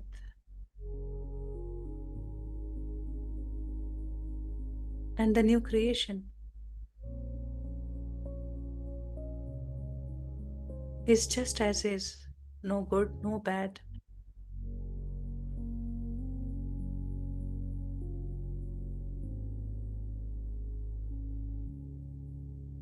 Every time, just a new beginning, new experience.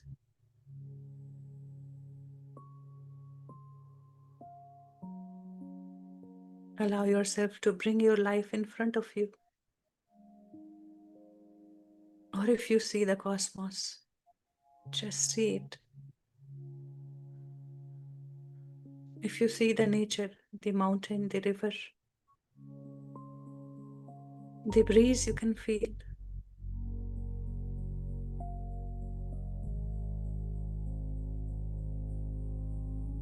They are also the aspect of God's thought, not just only me.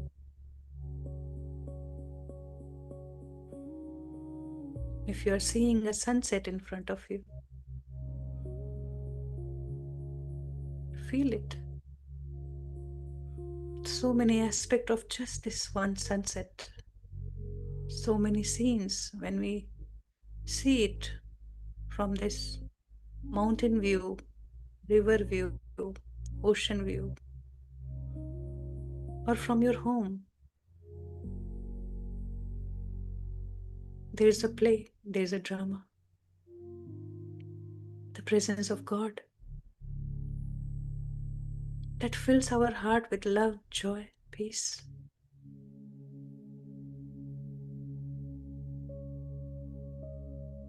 See that sunset and the sky and the color of the sky.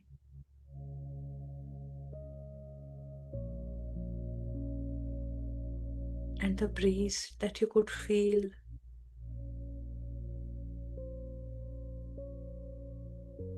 The birds chirping, the sound of the ocean. Become one with it. We are not separate, we are in that God's thought, experiencing it totally.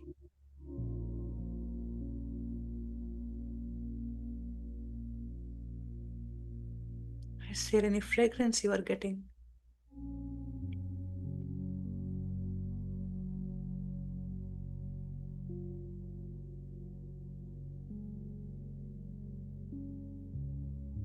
The vastness of sky and the ocean is filling your heart with that vastness. And from this space, whatever you will think will be God's thought delivered to you straight.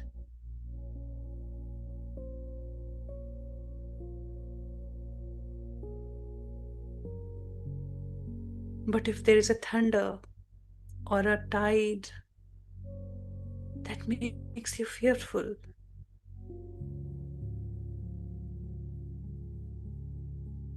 and you shrink, your heart shrinks.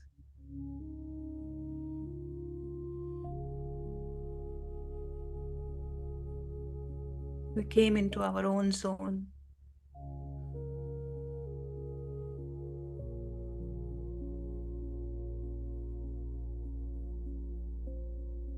With our own free will, we can let the fear engulf us.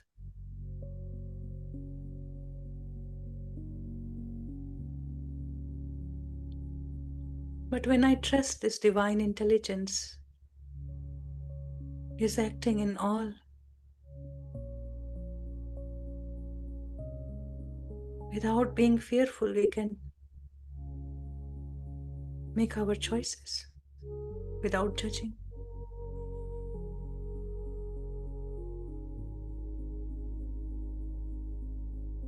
Can you center yourself with this? Feeling of watching a sunset.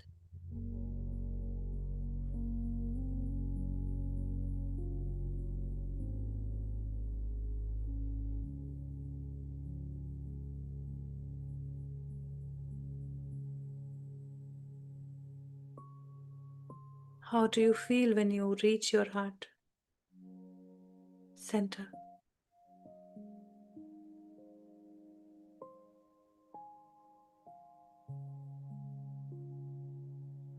This is the feeling of being unified, feeling of love, becoming one with all.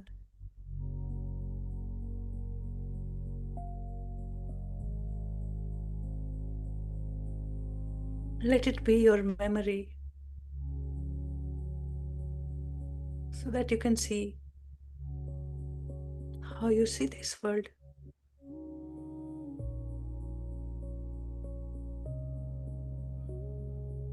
All of a sudden horn of a car, is it just warning that watch yourself?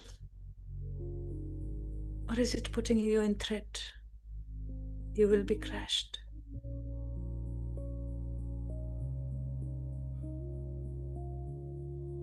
We always have choices to think and co-create with God, being sovereign, the king of our own world. or the queen.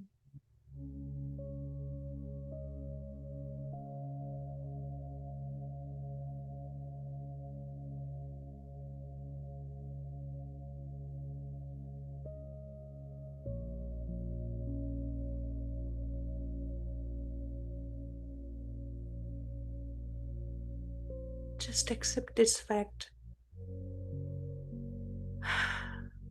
The one who were creating us in that expansive form, experiencing full joy of creation,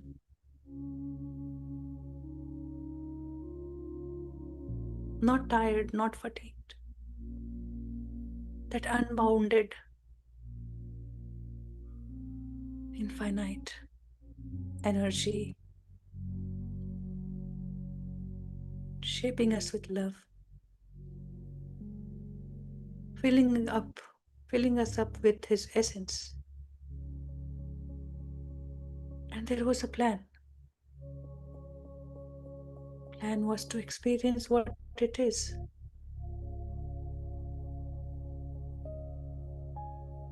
The experience of joy, peace, abundance.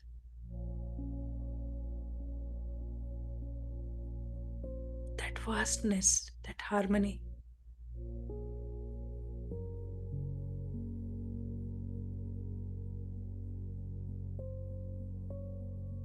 There was no other way he could make us.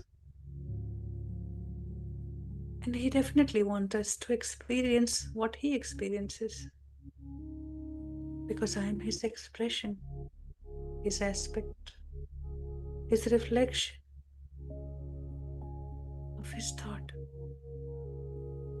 What we call God, self, consciousness, unified field.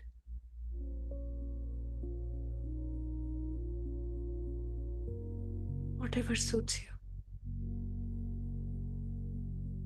It is just that open permission to bloom, explore, to adventure.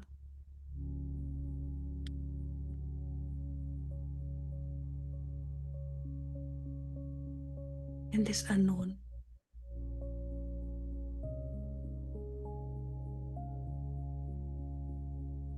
So where are you right now? Feeling yourself in God's thought? Feeling that love that it holds for you. Feeling responsible that, yes, I acknowledge this marvelous creation. And I send back this experience right now.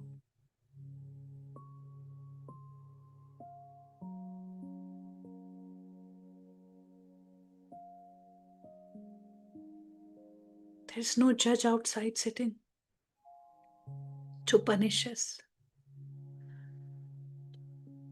Just the law of nature is taking care of everything. The season that changes, the phases of life, our purpose of life, why we have come here. Allow all of it to go deep.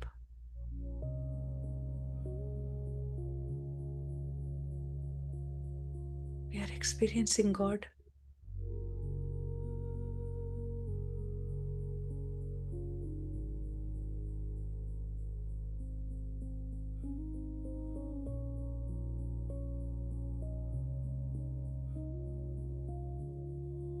And now look at your creation, where you see they are appearing less than perfect, or they are less than perfect for us, but not in truth.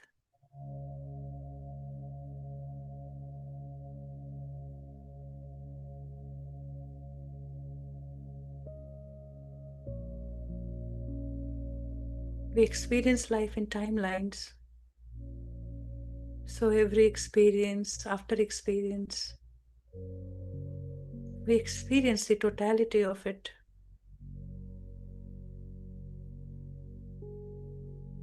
But the perfection never goes away.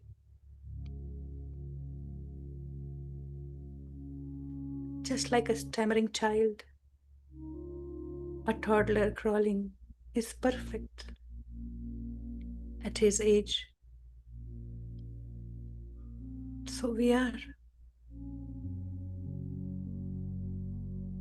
at different stages of understanding of life, of this one vast indivisible thought or creation that we see around.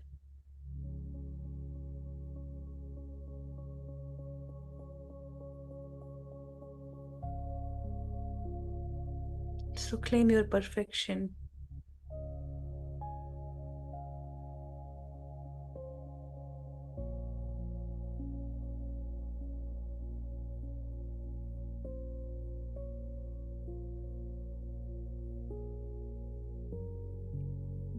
Does it make your heart feel melt?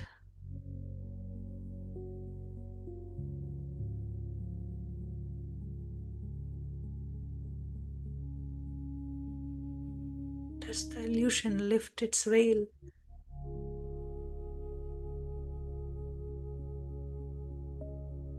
And you can see it clearly.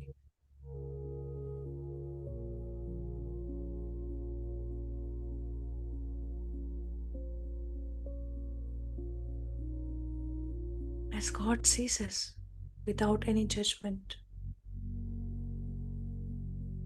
as a creator, given free will, not interfering.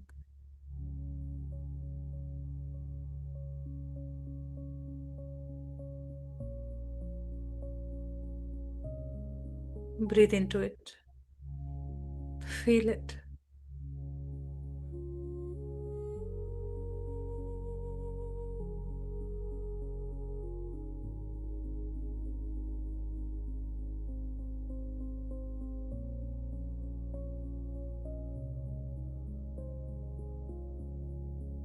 We always add a condition and then we struggle and we get drifted from God qualities.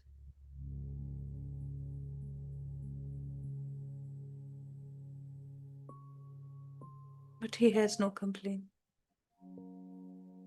And we make our choices after knowing all of it.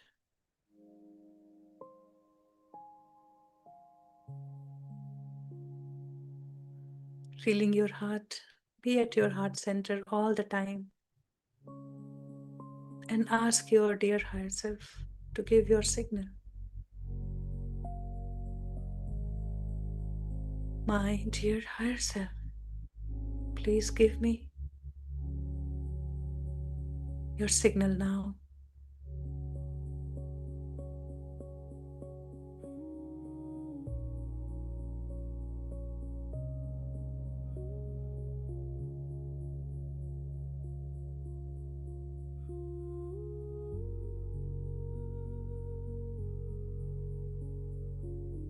Feel it and become. Know how it feels to be your higher self.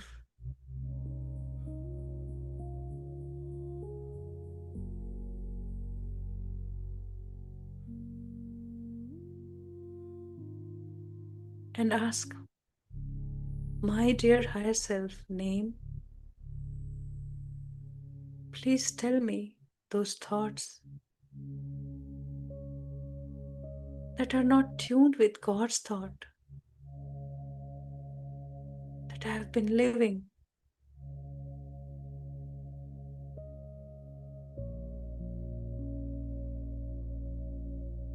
And this is the good time to open your eyes and hold your paper and pen just like that. Whether you get something or not, just hold your paper and pen and wait for that first thought to pop.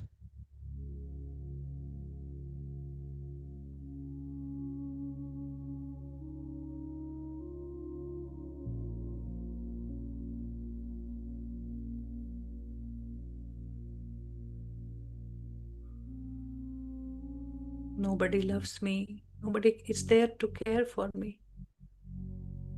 I am not important.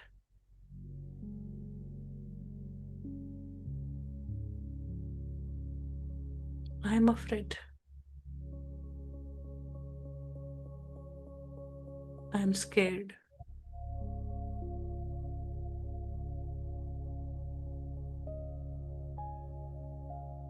It is painful.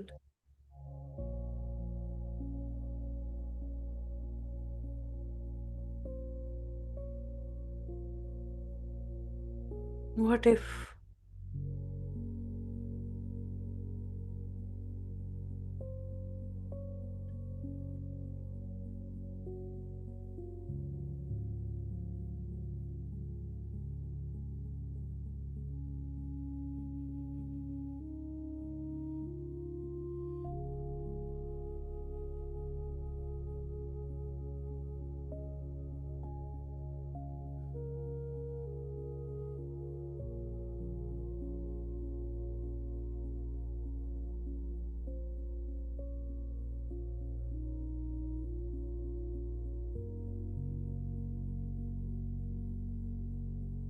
breathe in love as you write, without judgment.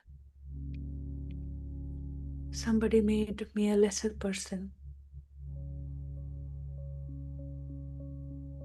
Somebody hates me.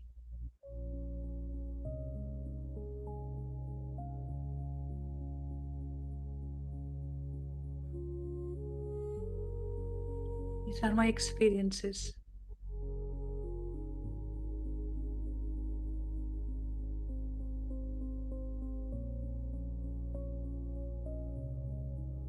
Maybe the underlying thoughts are,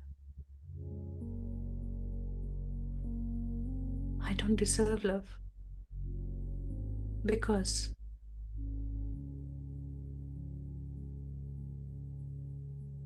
Make a note of those because.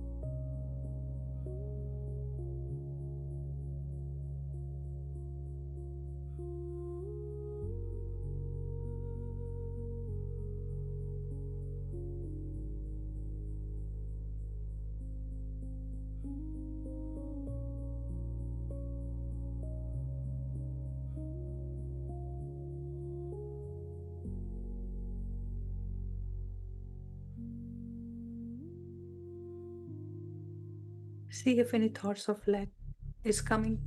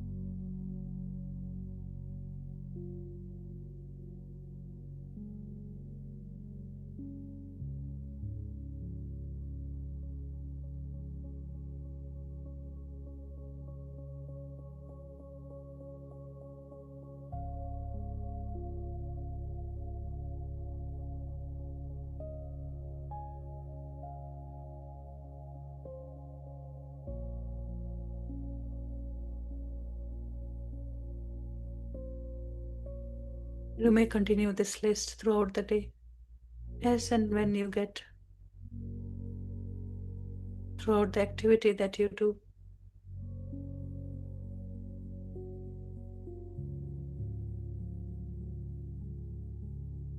Now you can bring your experiences in front and ask your higher self, my dear higher self, please tell me those thoughts that gave rise to these experiences.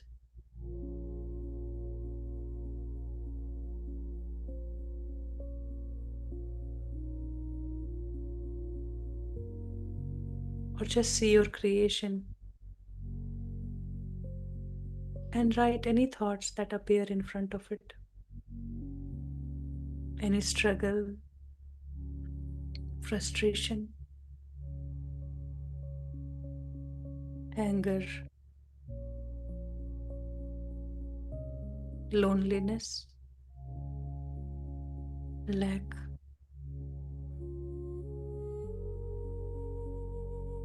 you experience today.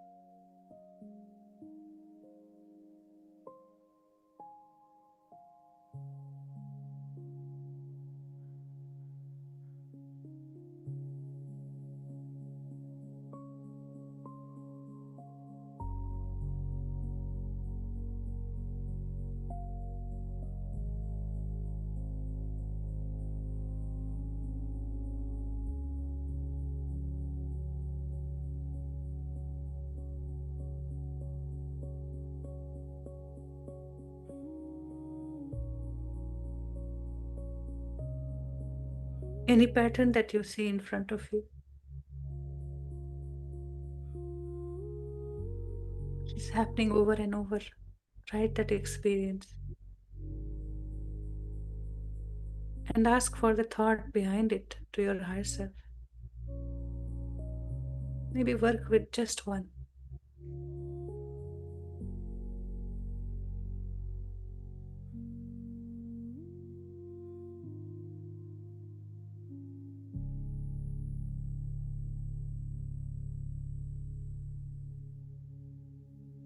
Remember, it is my thinking that is creating my experience.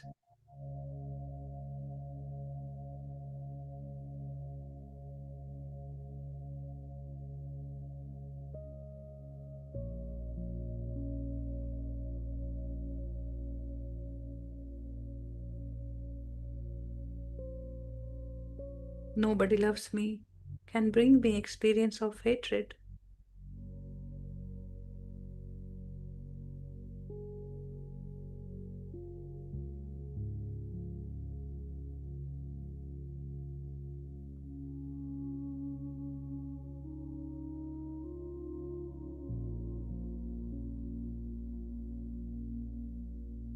If I'm holding on to anything,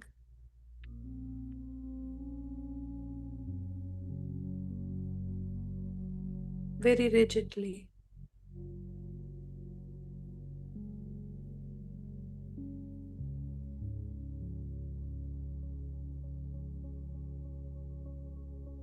it means I'm not letting my perfection to grow,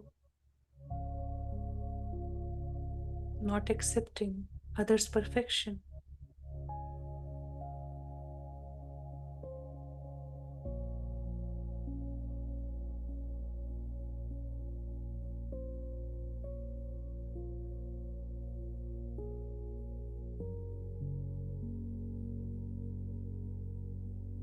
When we come together, we expand in our perfection.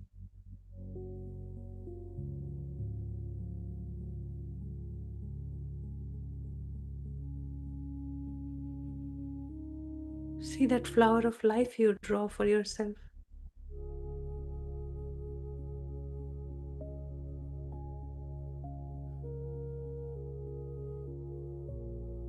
What it tells.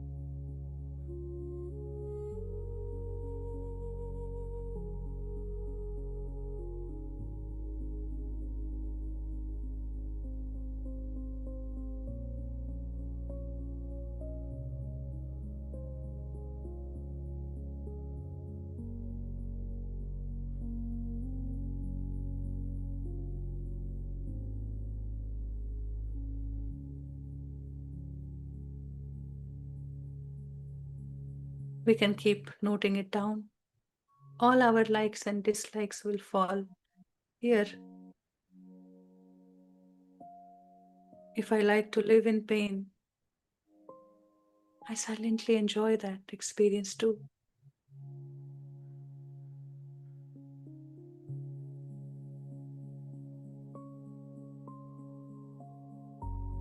I know that my higher self is there to guide me.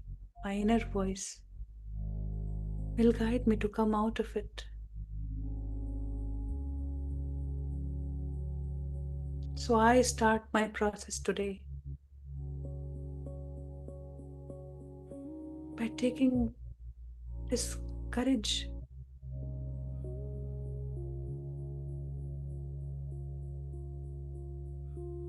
to see my thoughts in my little head of my own world I have created for myself. I am determined to look each of the thoughts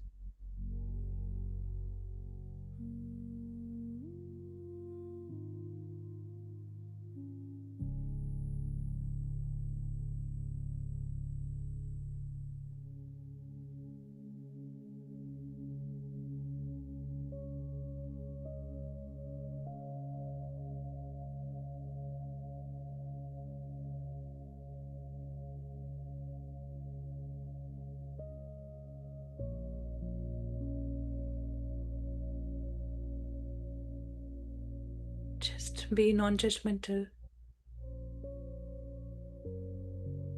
But still, if it brings pain or you cry for being in illusion, thank that experience too. That was my perfection.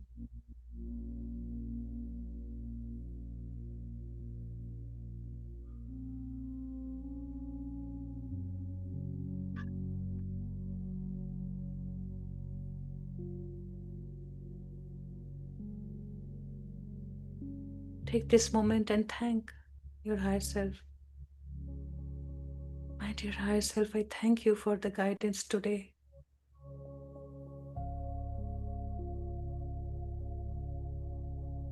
You may want to clear your aura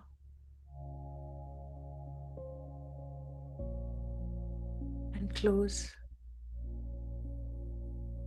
feeling love centered.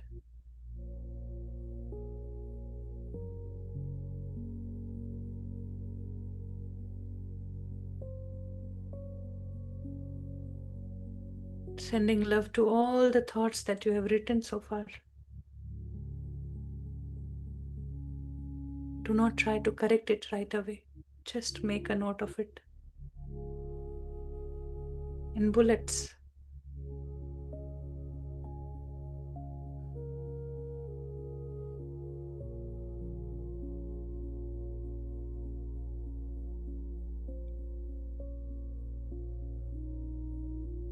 No editing, just writing in a flow.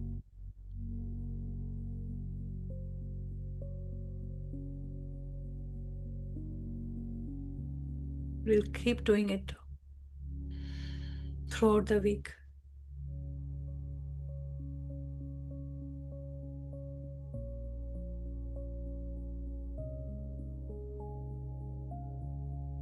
Let us thank Babaji for guiding us on this path of unified.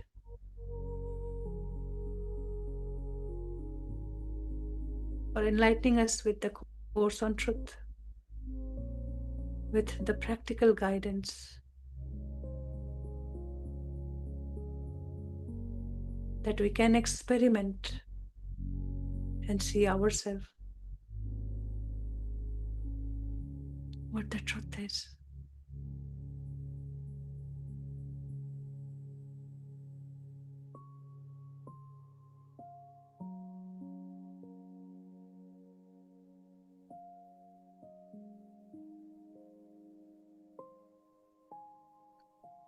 Feel this love for anybody you saw today, gave you some experiences, and you want to forgive that person.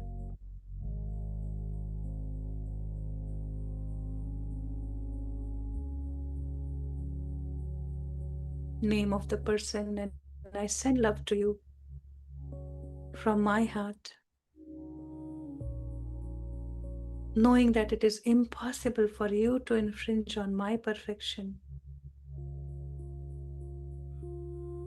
I forgive you. Feel that softness in your heart, that melting, that compassion for yourself.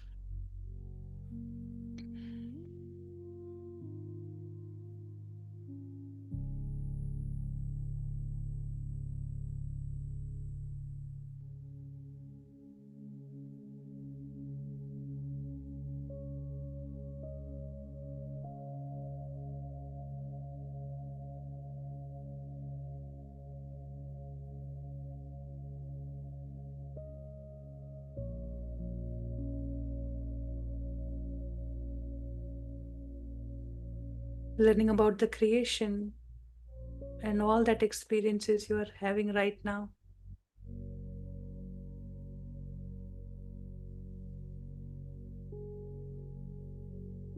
We all have become pure love.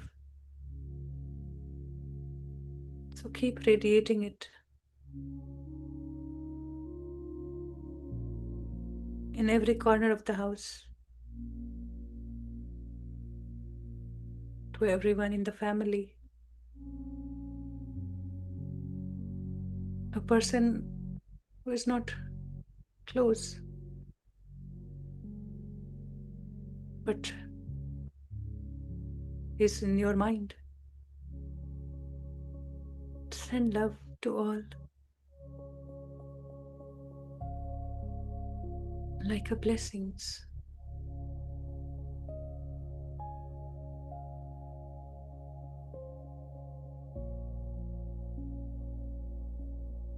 And then send love to the entire creation that we experience every single moment. But we are unaware of many, many things.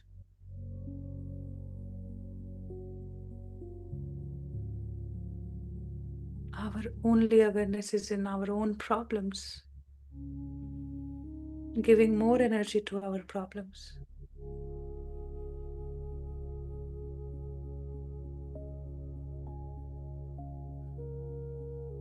But the gratitude, the expansion of love, they are sacred. They are powerful.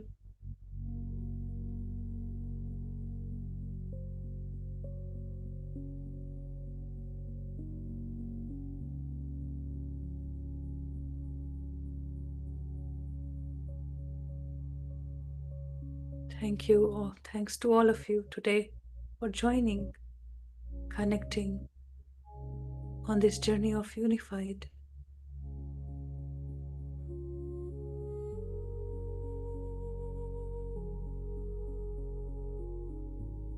feeling whole and complete in that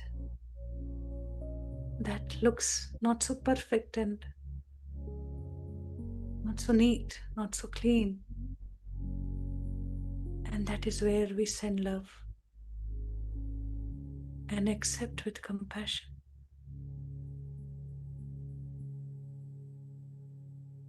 Come back.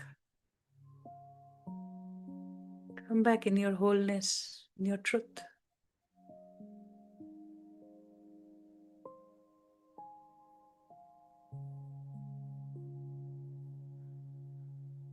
Feeling your hands, your legs, chest and seat.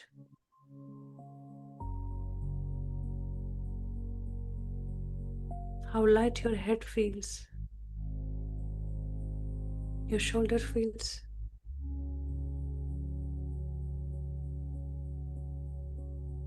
How relaxed your body feels.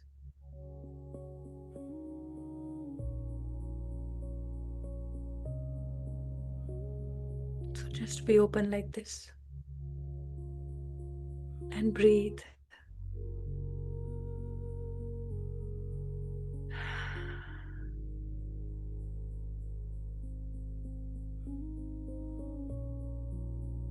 You may bring both your hands and put it over your chest and feel this.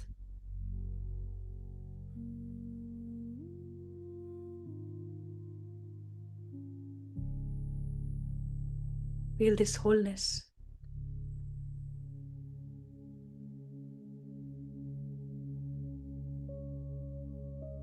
The lower self and the higher self is one. That I am unified.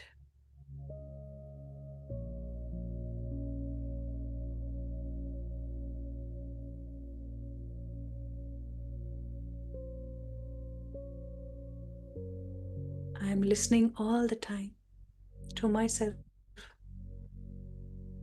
I am listening all the time to myself.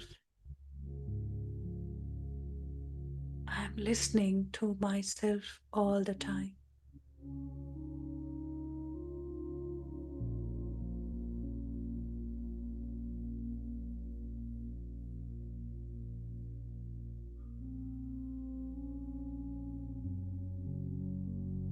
And then gently bring both your palms and put it over your closed eyes for 5, 4, 3, 2, 1. And you may open your eyes completely relaxed.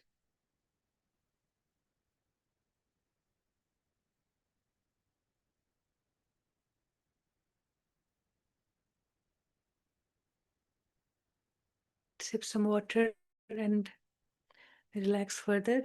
Some might feel heaviness or hurt, but it is only our judgment that will bring us that experience. But if we understand the concept described today, it is just acceptance, and a new creation will begin from today. Thank you. Thank you.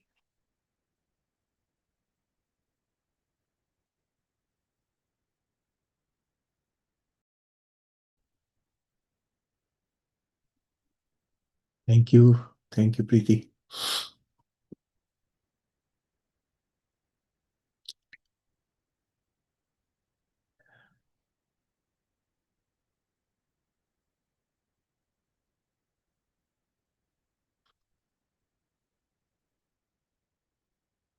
We had a long session today.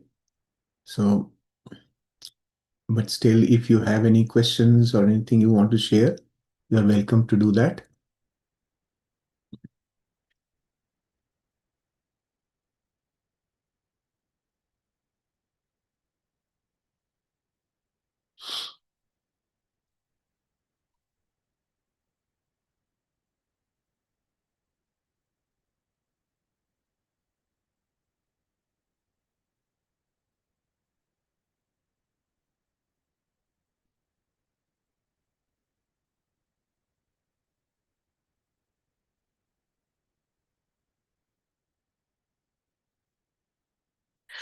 So we have the clarity. We know where to work. It is quite a deep knowing, right? It takes time to digest this information. It's not just so straightforward, and certainly because it is very different from what we are used to so far, right? What we have learned to date. This is quite different from there. So it will take time, but if we try, we can definitely experience the difference. It's a bold step. So far, we have been being dependent on something outside, especially in our culture. We go to temple, worship, and so much. But here Mm, it is just recognize your errors in thinking. That little mm, thing that you think that doesn't give you that experience of God. But for uh, that, you go to temple actually. You seek outside, but you keep the seed inside. So it's really courageous, I would say, for each one of us. But at the same time, it is liberating too, because I felt that, okay, okay, now I know if I get anything, any cut or burn, I know my thoughts have pinched me and told me that become aware of it. Otherwise, there would be a bigger experience. So anything small is just like a waking up call,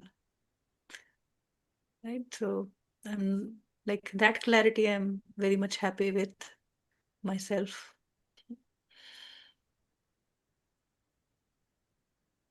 good. Yes, DHLG. Achalaji.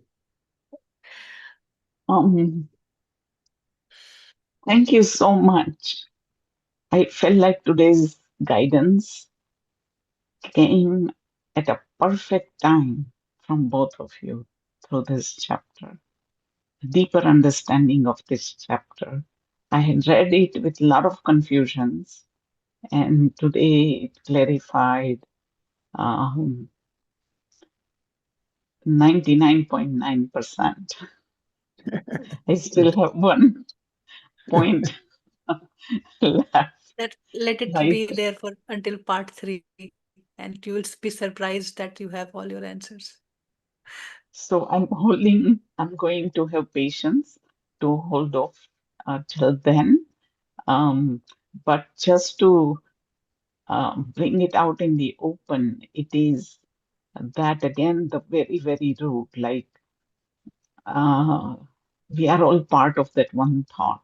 And we know we also are created in the image of God and we create with a thought. Um, so, and that thought in this limited understanding comes from my body and from my mind. And so uh, the whole existence is that like God's body and mind, or how before even the say that one thought created the existence, the Brahman, then that thought also needed some kind of form and mind uh, to create Brahman. So that hopefully will be answered before the course is over, fingers crossed. But in today's experience, first time I felt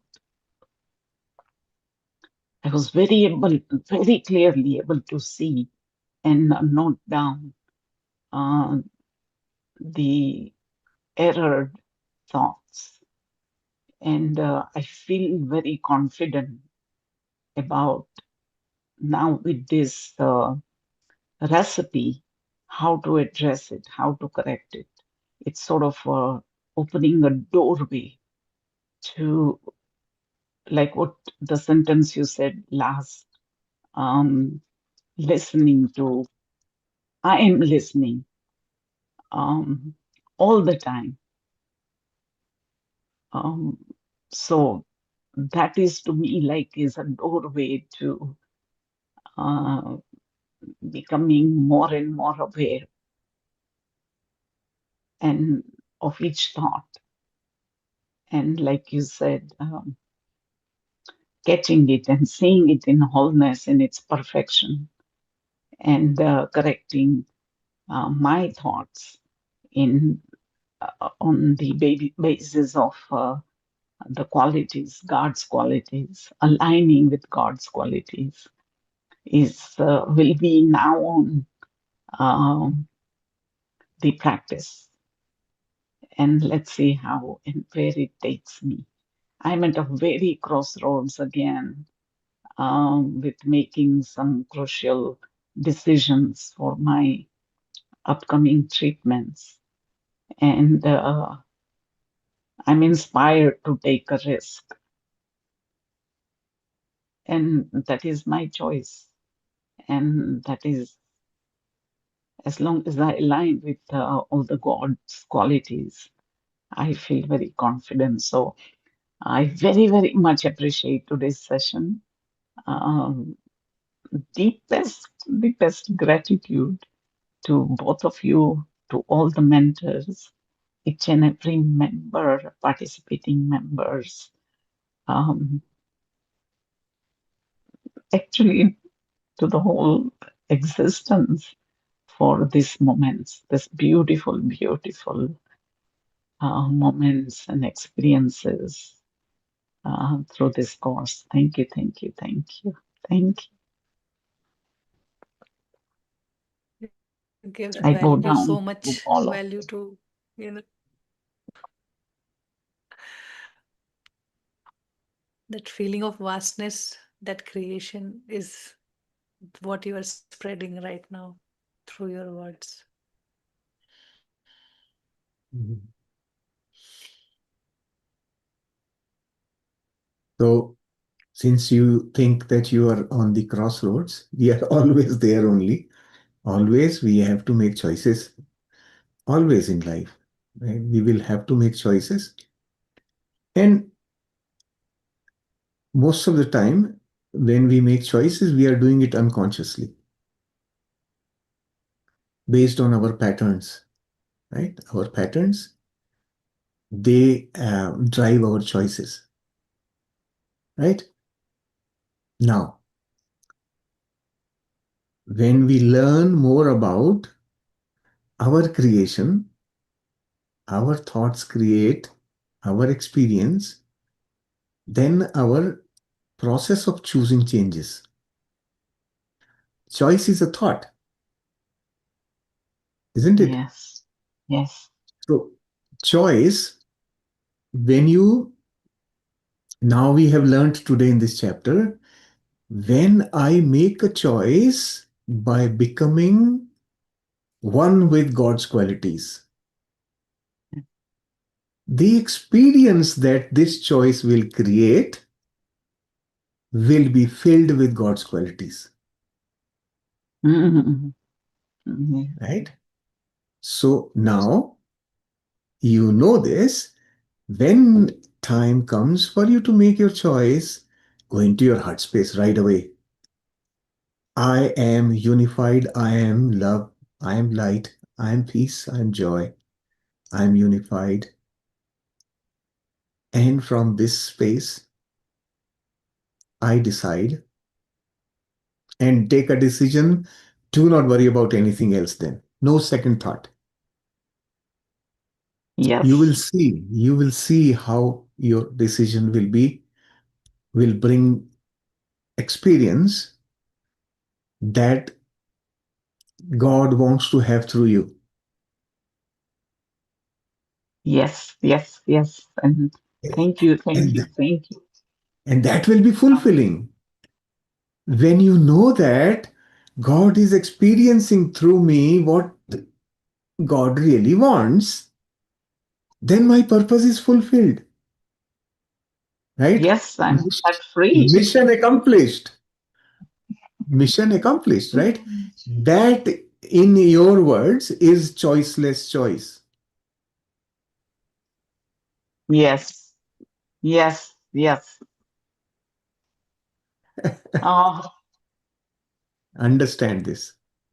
I am so clear, like how even the root of all this uh, were based on my reactionary um, sort of anger, my own self-inflicting hurt that came out of my own expectations in this ignorance, and even doubts in my highest faith of God, that one thought, one creation, one love, which caused confusion. So these three things came so obvious to me today, and that led me to so much clarity, so much understanding, resulting determination of my so-called drastic choice that is gonna put it's gonna probably create in lot of friction in others' mind. But I know that the qualities, like just like you said, from from my heart, that this choice will subside it all in due time. Yes.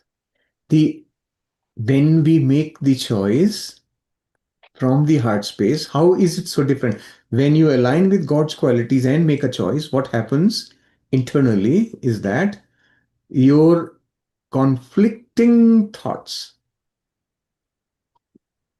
don't come on in the way.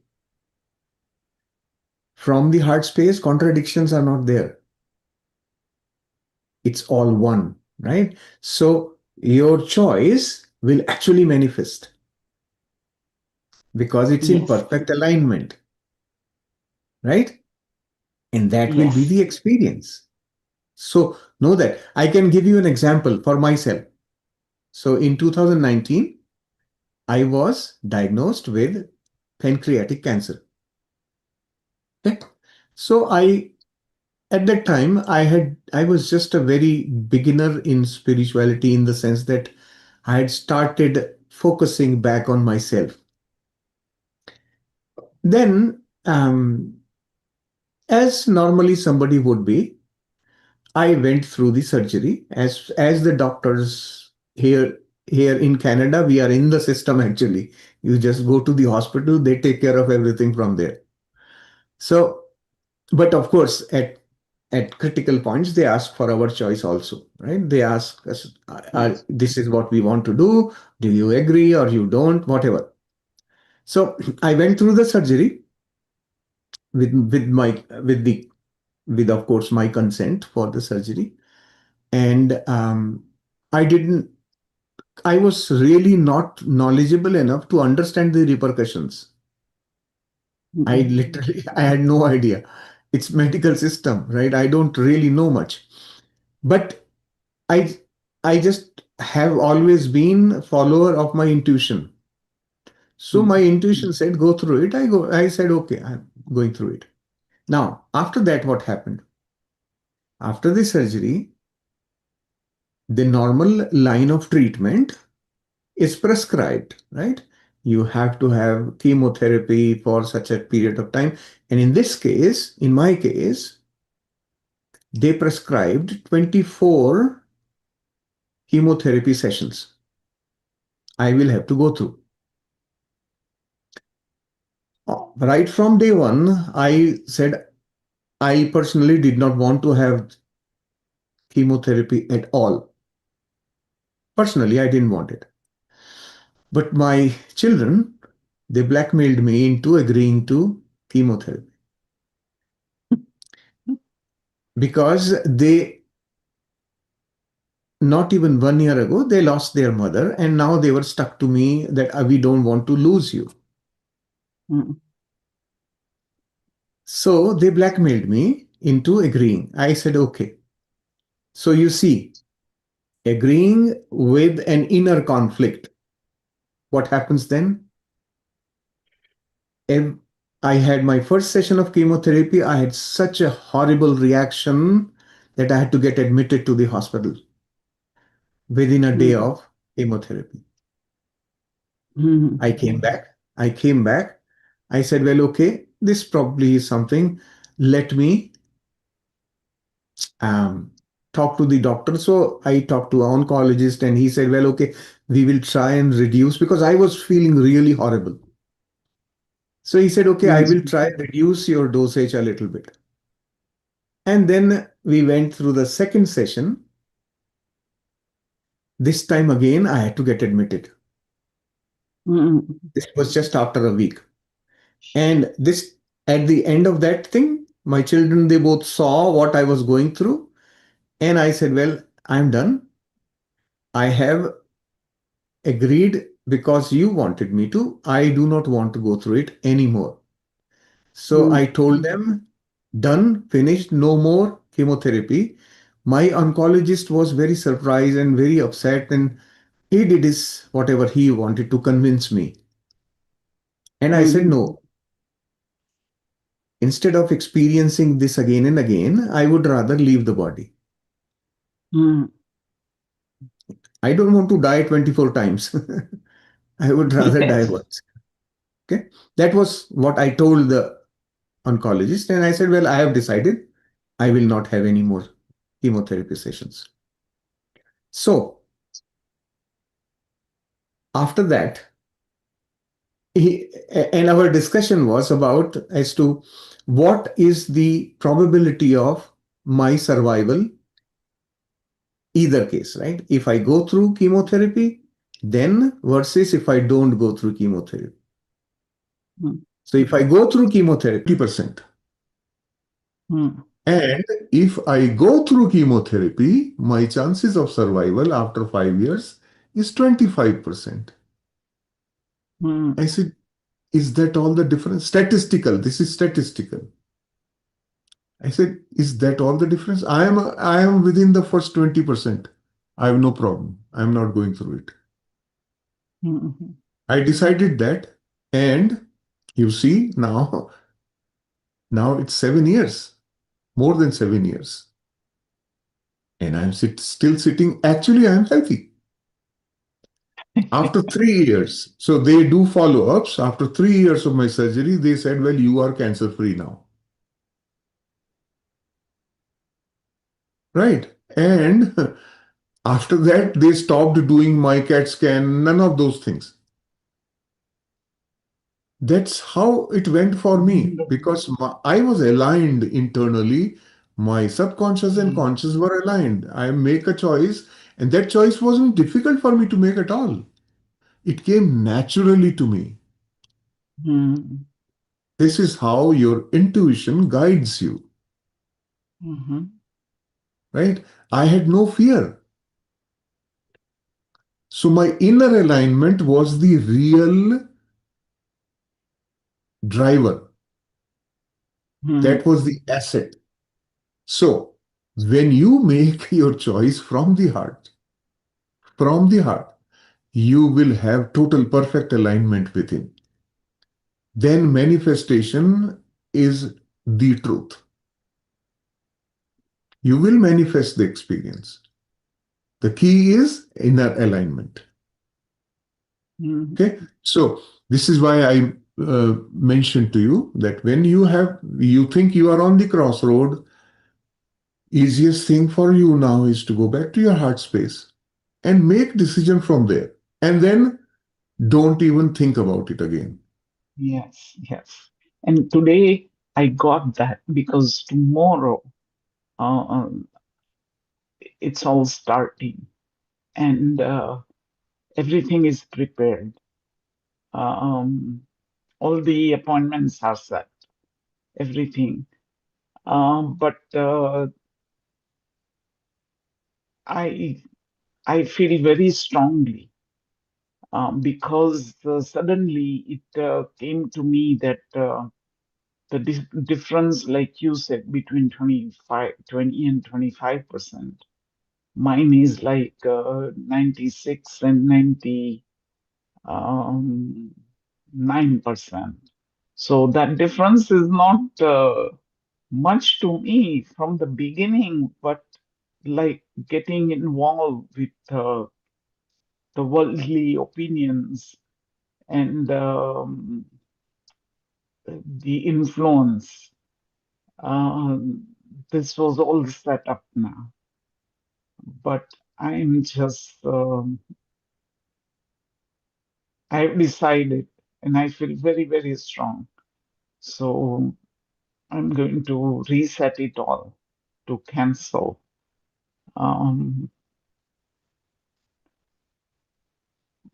feeling good and all that energy I'm going to put into practicing this, aligning with my higher self, um, staying in my heart center, working on those error thoughts. It's a human nature, and I know everything changes.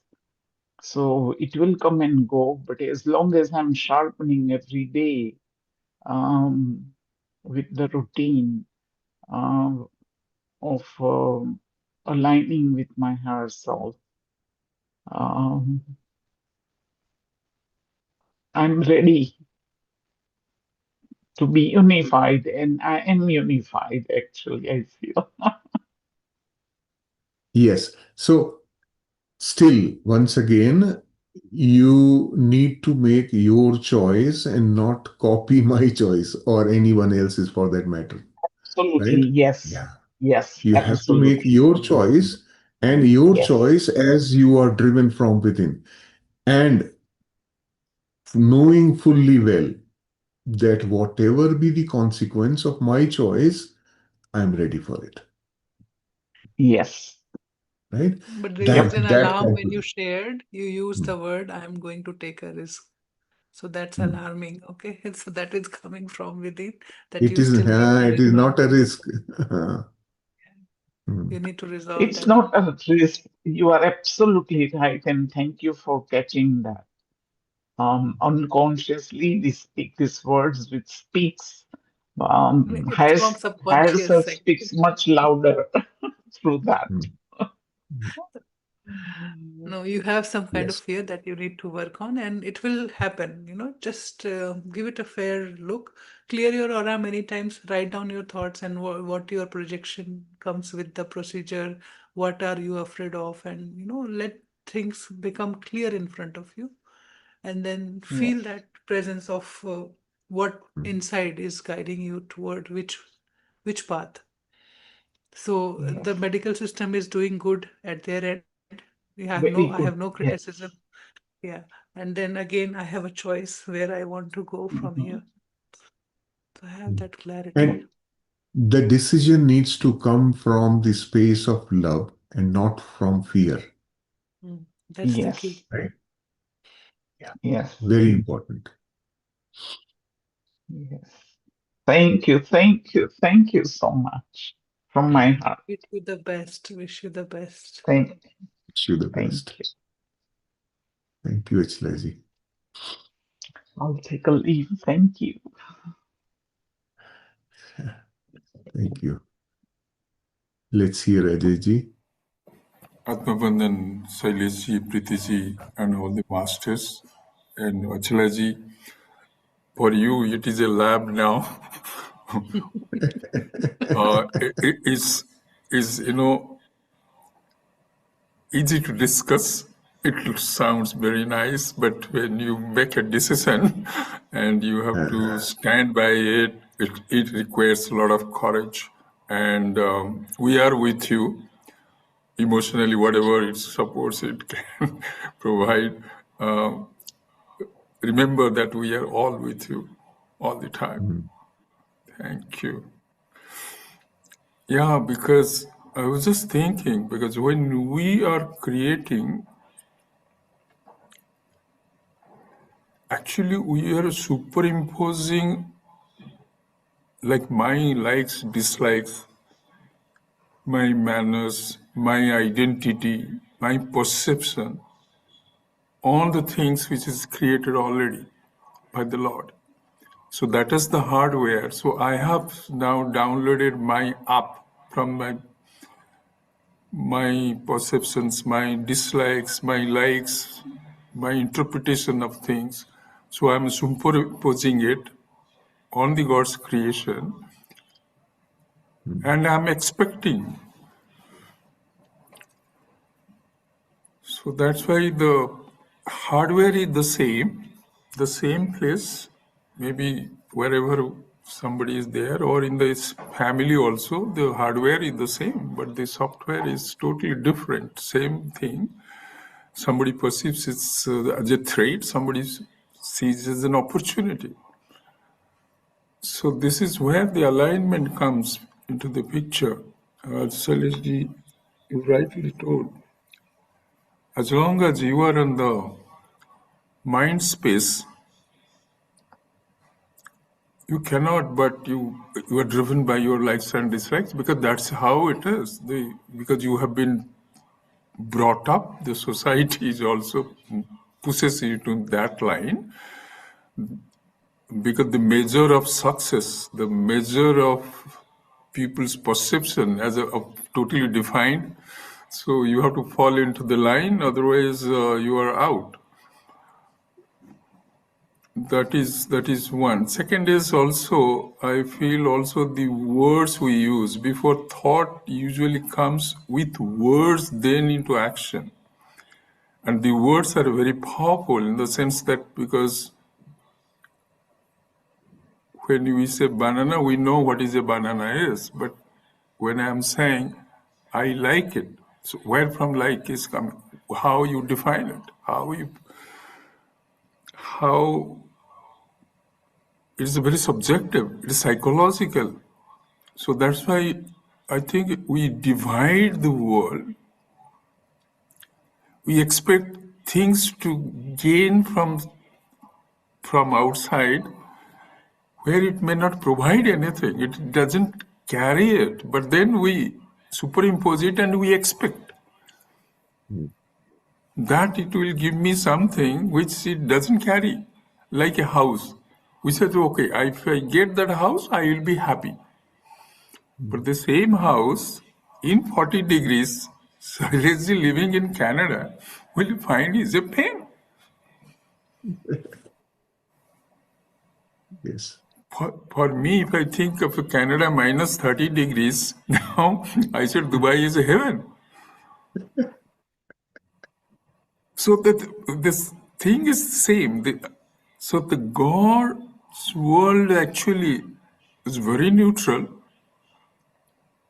with love towards everything, even the gutter has its own utility. So you cannot discard in God's creation. But in my creation, gutter has no place. But when it stinks, I said, oh my God. So it is the municipality's problem, not my problem. So see how we crooked thoughts going around, and that's what we superimposing on the world. And then no wonder, I'm saying that I am not the other side of the table. And no wonder we are suffering. Yeah. Suffering because we are not seeing the God presence in that. In that gutter is also there is a God presence. Yes, yes. How Not will only, our house yeah. be clean? Many times when I radiate love, I just say whatever is incoming and outgoing, just fill it with love. That the house is filled with love, with everything we bring from for the pantry, or even the water, that tap that comes, the flow of water, the drainage system, the sewer system, everything is there to collaborate. As I said, medical system, everything is from that same unified field, and we cannot create even an atomic bomb without any love. Even that is created with love. It's other choice, that it's another thing that the consequences could be different, Correct. but no creation happens without love. You know, Pritiji, that Nidhi Dhyasanam you have told so many times, because that's very important. Because once you now know, we read the book, Shailesh explained, and so many other times we discussed. So now in the Mananam stage, we have it now. We understand it. Now the thing is, Nididhyasana stage is where is the result? I have to get that result. So Nididhyasana brings us to the result of what I have learned, and I have to apply it. So where our problem is I have understood it, then I feel that it will fall into place, but it doesn't fall into place. It doesn't. That's why the activity workbook come in picture. That's why there was a need of it. So it's so important. That's what I was thinking. It's so important. You won't believe today what I have. I'll just give an example. I came from my work. I was not feeling very physically well. So I came. I pressed the lift. Lift was there. Then another lady was waiting there. So then when the lift opened up, I called her. I said, "Come." She was standing a little a distance, and she was unable to walk properly. So I said, "Are you okay?" He said, "Okay," but then she hold my hand, and then he went inside the lift. I said, "Which floor you want to?" He said, "I want to go to the highest floor." But she cannot recollect which floor she wants to go. So I said 7th floor. So I put the 7th. I came out, and after I came out, then I thought, my God, she is in such a state. Why I didn't offer to go and see her to her room or her house?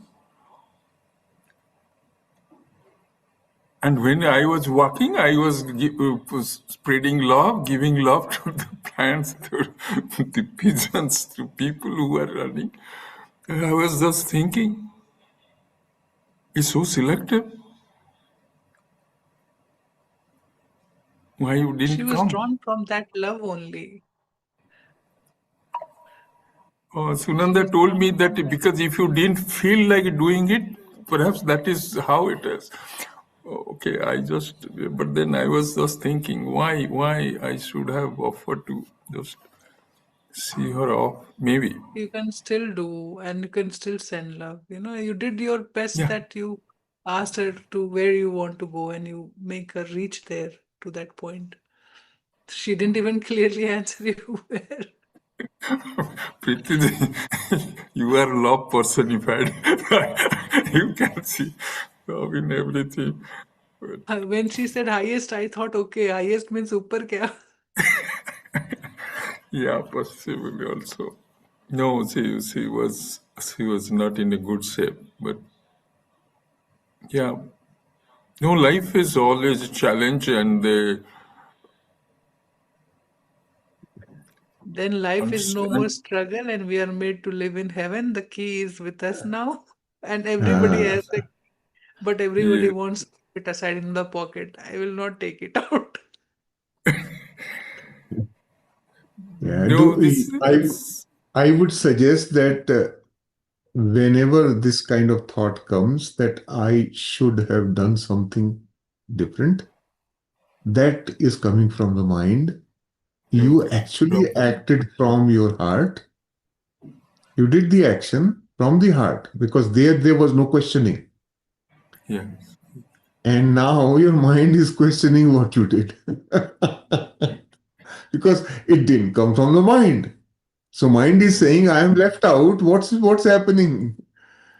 Right? So this is mind's normal way of questioning. Later on, in retrospect, we think the hindsight 2020, that thing.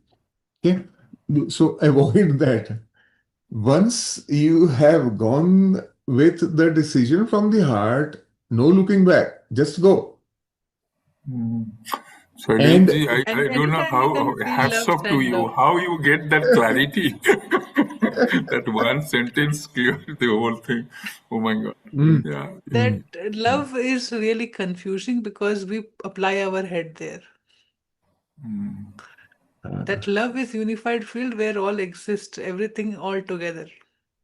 uh, So that is, if you call it equanimity, then it's difficult to live. And when you call it love, then it is like sometime overdoing of love. So we have to understand that with our own experience. And Nehaji rightly reminded that she left you in that state that you keep remembering and you send love to her. ah. That's it. Yes. Reminder for love. And you also, many people have like shared experiences in other places, not in our group here, that sometimes God appears just for your sake to leave a message for you. In reality, that person may not even exist. Correct. So now that person is only in your imagination. Or the person they come to channel those energies. Mm. I have experienced it. I thought I met somebody and somebody so and so, but that person was still that person. But that energy that he let it flow through him was Uh, something different that I could not understand when I was next to him. When I mm, left the place, when I'm very much far, then I realized something happened differently. I didn't realize. mm. And there was a lot of Sometimes, message. but Prithiji, but sometimes, sometimes you get overwhelmed with, something going contrary. Not only one thing, it comes two, three things together. That is where you need this. That's the time the mind is already taken over the whole space. Is it there like this, Shailaji? Or I'm imagining, I'm trying an excuse. Give one example, like something that you need. See, like two, three things I'm expecting. Say today I was to close some deal, and I was just waiting, and I told somebody to send that mail, and he was out.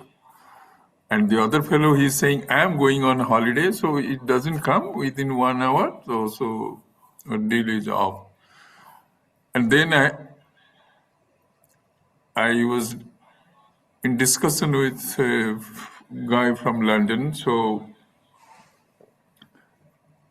he was working on something. Though he called, so I was thinking, hopeful that, okay, now he's attending to it, that some positive result will come. But the result was not what I was expecting. And the third thing in the morning, this happened. That was physically, I don't know whether I was a little down.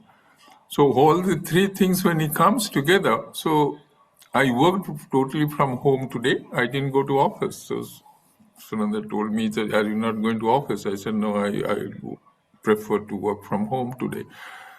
So this is how it is. I was really down, and then because the session was there, so now I'm back, hopefully. Mm. I mean, Yes. for me, many times I let things happen and I know there's a reason behind it. When I get confused or I become doubtful of anything, I don't want things happen my way. Only my alignment matters. That's what I could tell. Even if I'm sick, even if I'm okay, whatever state I am, I will do that clearing aura or centering myself, see what is blocking me, make a note of it. Those are the things that helps a lot. And other than that, things are just at the right time happens, and there's a reason for something not to be done as we want Okay. consciously. Let things move as it is, and then I clear it. Okay. Yeah. Going with the flow. That is the key. Being in the flow helps always. I have always time and again seen the same thing. being in the flow is the best choice I could have always made. Just go with the flow and The keep going course will forward. teach you. Part two is all about that. Okay. Eh, Life and becoming effortless. there is a reason why we have eyes on the front and not at the back, right? Know that. Look forward. Forget the past. Gone. We don't need to see it. We just need to see forward. Thank you. Thank you. Thank Thank you. you. Thank you so Thank you, much. Ajay. Thank you. Thank you. Wonderful. So now we are talking about head space and heart space, but going forward until part three, it will be unified. It will be all one. So enjoy this part also so that we differentiate now. Many of us Yeah. don't know the mind space. Many of us don't realize the heart space. So this is Mm. the time when we are learning about both of them. And Right. then we can learn to be unified, to live that way from there. Then life is easy, especially the qualities we are learning this week. I love it so much because that is where every illusion starts. That God quality is being non judgmental. Thank you. See Thank you. things in awareness, know, acknowledge, recognize, make your choices. Yes, I see a nala, a drain beside me. I still choose to walk away from it. Right? That's my wisdom. So that is the discernment part of it. So guide the life through that eyes, and you will see much more changes coming up. Thank you. Thank you. Thank you. Thank you. Thank you, Ajay ji. Sheelam ji, yes, you wanted to share something? Yeah, Atma Vandan to all, and hats off to you, Mm. Shailesh and Preeti ji, because this Thank chapter is really very, very tough and deep. I mean, on our own, I really could not sort of understand today, but the way you explained it, it really was like a flower which was in bud bloomed in front of us. Realizing that we are our own cause of our miseries, and Yeah. how we demean it because our mind easily takes over, looking at the Yeah. mundane pleasures, and Mm. forgetting our real nature, and to be Yes. aligned with our true inner self, which I think, as you people say, we have to constantly pray and sort of keep ourselves in heart space and try to keep in touch to decide what we are doing right or not. We easily want to blame something else when we don't want to take the ownership of the whole thing. So Mm. it was, the previous chapter was much easier to understand, but this was very tongue twisting. What you say, those words, like, so everything was not easy to make out what exactly was being tried to conveyed. But you really made it so simple, and between Preeti ji also added the more meaning to things, and it was Yes. really beautiful. Thank you so much. I hope and pray we'll be able to Thank you. keep our mind in alignment and Thank not you. blame the Yeah. outside. So Just thank you continue to so much. practice. Yeah. Just Yeah, continue to reread it. Now that you have a good understanding, rereading it will help you becoming more clear internally. That definitely. clarity will Yeah, come. And this clarity will help us in the part two. This is a very key knowing, which will become the basis for everything in part two. I know. It So, really, you're uh, explaining every yes. word you explained why and what was really big opener.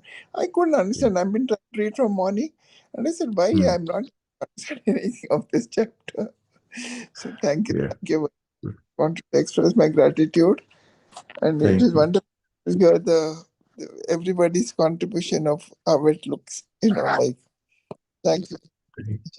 Thank you, Sheelamji. Thank you. Yes, Nehaji, you can unmute, please. Good evening, sir. Good evening. Sir. I listened that sir experience. On that basis, I just want to ask one thing. Hmm. Sir, generally my day will be very stressful. Means Hmm. lot of stress will be there. So Hmm. sometimes it happens. I also miss the point of, that type of not knowingly. I keep my nature okay type, or means normal. I talk normal with people, but if in flow, no, it's where if I am, I heard something or I felt something that in that flow of stress, means it happens sometimes that I don't pay attention to some people who are in need or like that. So then afterwards, I feel really very sorry for that. Means Hmm. I don't forget that I did something. So uh, these days I am making myself aware more about these situations. If it comes in front of me, Hmm. then I will pay attention. But it it means it happens. Then what? How I resolve this? So I think you asked this thing earlier also once, the same thing, but I will suggest one thing that remember, it takes time for us to change. Our patterns that we are carrying right now have been built over years. So change will not happen in a day. The purpose of our learning is that now we start looking at our life differently. Start looking right now. Right now, we are only gathering, understanding the base, gathering information. We will start working on ourselves later on. By I, the end of the book, all these things would be very clear to you automatically. For in now, general, just know that I am in transit. Transition is happening. I will sometimes remember, sometimes not, and that's okay. We are I, not uh, like we are not required to be good at all times. I, We are ge- not. I I usually do like this when I'm in stress. That's a good I'm thing. You not. have recognized. You have recognized that when I am in stress, this is what I do. Perfect. Make a note, right? When I am in Mm, stress, certain patterns come up. Make a note. yes, Just know that, right? When you start making note of these things, your inner knowing will start opening up. That will show you the way.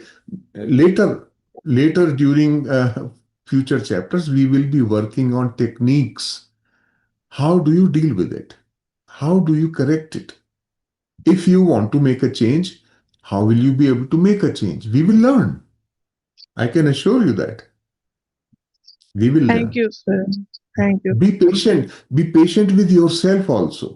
What we are learning in the process is respecting the self as I am. I am this way. When I get stressed, I start ignoring people in need. Fine, make a note. Yes, sir. Right? This will do multiple things for you, that it will also make you aware of your state of being in stress. Hmm. When you start recognizing, oh, this is happening, that means I am in stress. Hang on, stop, pause, and then look back. Why am I in stress? What do I know? How do I get out of stress? Go back Yes, to sir. heart. Go back to heart center right away. The stress is go away. Yes, Start. this is. This is the process. We will learn much more dealing with these things specifically, but right now I'm just explaining to you that these how to treat this information. Now you are recognizing, good. Make a note, and now that Hmm. thing is your trigger. Yours, you can call it a signal. Hmm. When you Yes, start sir. ignoring people, that is signal that you are in stress. Hmm. Thank Okay? you, sir. Use Sir, the one more. signal. Hmm. Sir, one more Yeah. thing. Yesterday I have discussed, no, that I can't go by road while opening my eyes. Yesterday I listened that what you have told me. I listened Hmm. 4 or 5 times a night. And Hmm. today morning, yes, I opened my eyes. And normal, it's it is a little bit normal for me. Now it's going to get okay. Okay, this also I have to accept. So for this, thanks a lot. And sir, Good.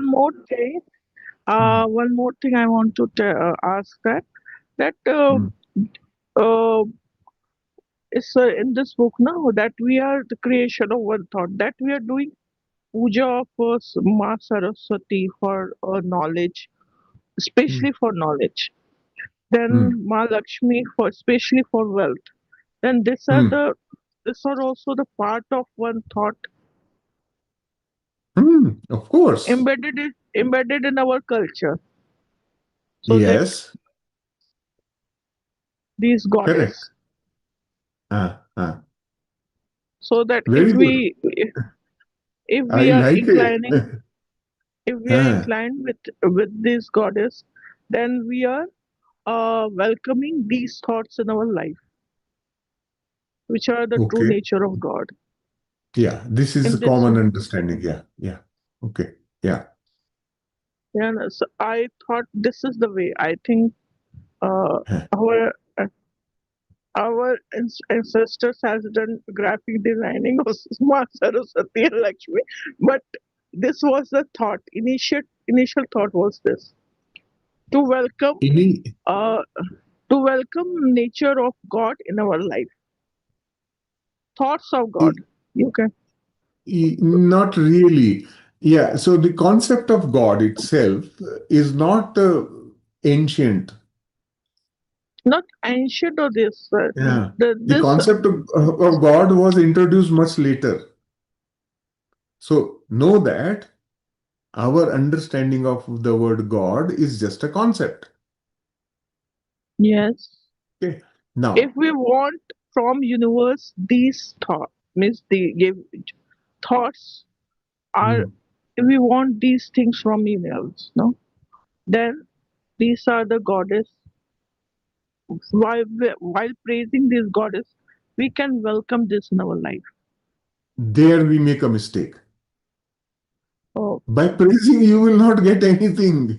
why? What you? Why? Think What? about it. What? Just think about What? it. What are you doing? By Yeah. praising, what are you doing? You are boosting the ego of that goddess, right? So your underlying error is that the goddess has ego. Yeah. Understand this thing. Means God is. We She have is. we have lost the meaning itself in the process. Yeah. Yeah. Actually, we are making me and our goddess two different apart. That is another thing. That's another one. Uh, But we have uh, lost the meaning of the original concept. The mm, original concept of why do we define Saraswati, Lakshmi, all those separate entities? Why do we define it? mhm. Here we are just talking one word called God, right? Yes, sir.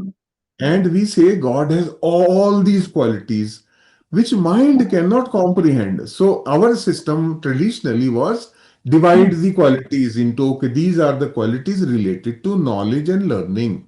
Okay, we will call it Saraswati. Mhm. So Yes, Saraswati was just a symbolic association with a set of qualities, yes. right? Mm, Likewise, Lakshmi was a set of qualities that we gave a name called Lakshmi. People don't even yes. know the primary characteristic of Lakshmi is not wealth. It is Wealth is only an abundance. outcome. Abundance, it was samriddhi. Even Samriddhi is not there. The primary relevance of Lakshmi is seva, service. You will Service. always see Lakshmi sitting at the feet of Vishnu. And what Mm, is Vishnu? Vishnu is creation. Yes. So serving the creation is the purpose of Lakshmi. Yes. And of course, to serve the creation, you can use your wealth. Of course, you can use your wealth. Hmm. We have actually manipulated the concepts over time to our benefit. And in the Yes. process, lost the complete effectiveness of that whole concept. Yes, sir. Right? To So Samriddhi, we don't can be also add. don't be burdened by those things. In the tradition, there are things like that. Yes, I recognize, but now I have the ability to use my wisdom. Yes. Right? Good. Start Samriddhi, learning that way. shall I Yes, see what sir. you were telling about Lakshmi's quality, about Samriddhi and Seva? It is like using what all God created for, created, right? So using it all, that is Seva. So you become that where you have everything that God created. So look it that way also. Apply what you have learned so far. In chapter number 6, this line was given that everything in the nature will come to help you. That is Yes, Samriddhi. sir. That is what you are saying, That is Lakshmi. Samriddhi. So your alignment to that. So all that concept, how we teach baby, we show a picture, we say A for apple, right? Then we teach to make word, then sentences. That's how we are evolving, and this is always ever evolving and never Yes, ending. sir. It's an infinite journey, so it's never ending too.